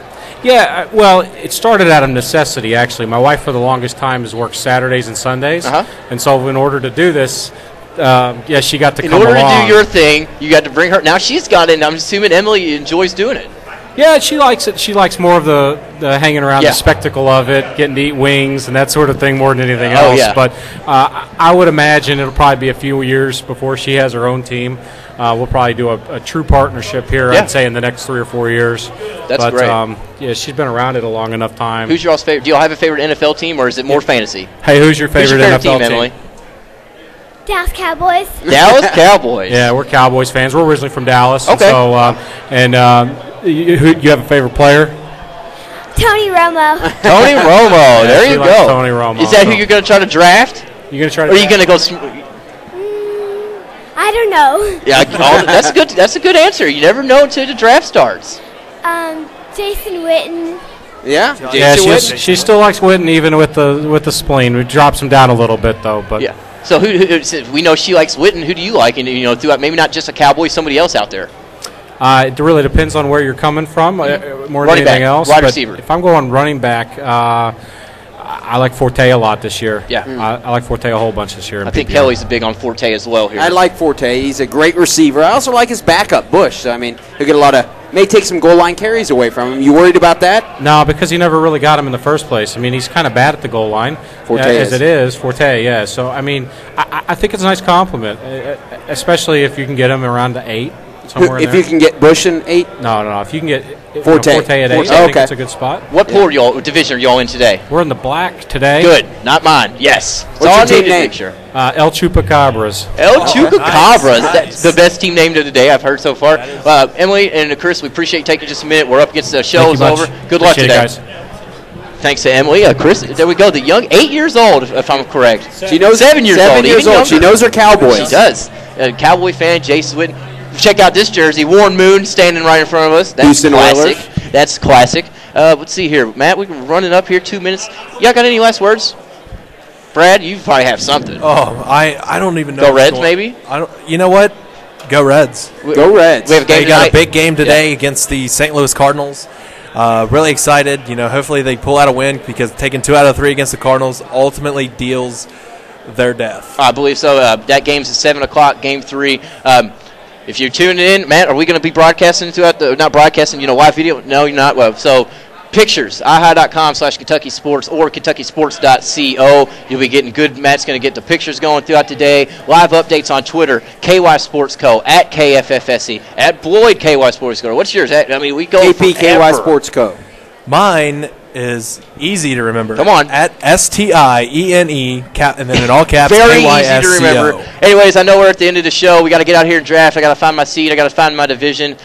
Good luck to you fellas. I'm going to take the trophy this year. This is the Weekend Sports Buzz. We'll be back next weekend live at Louisville, Kentucky, Papa John Stadium.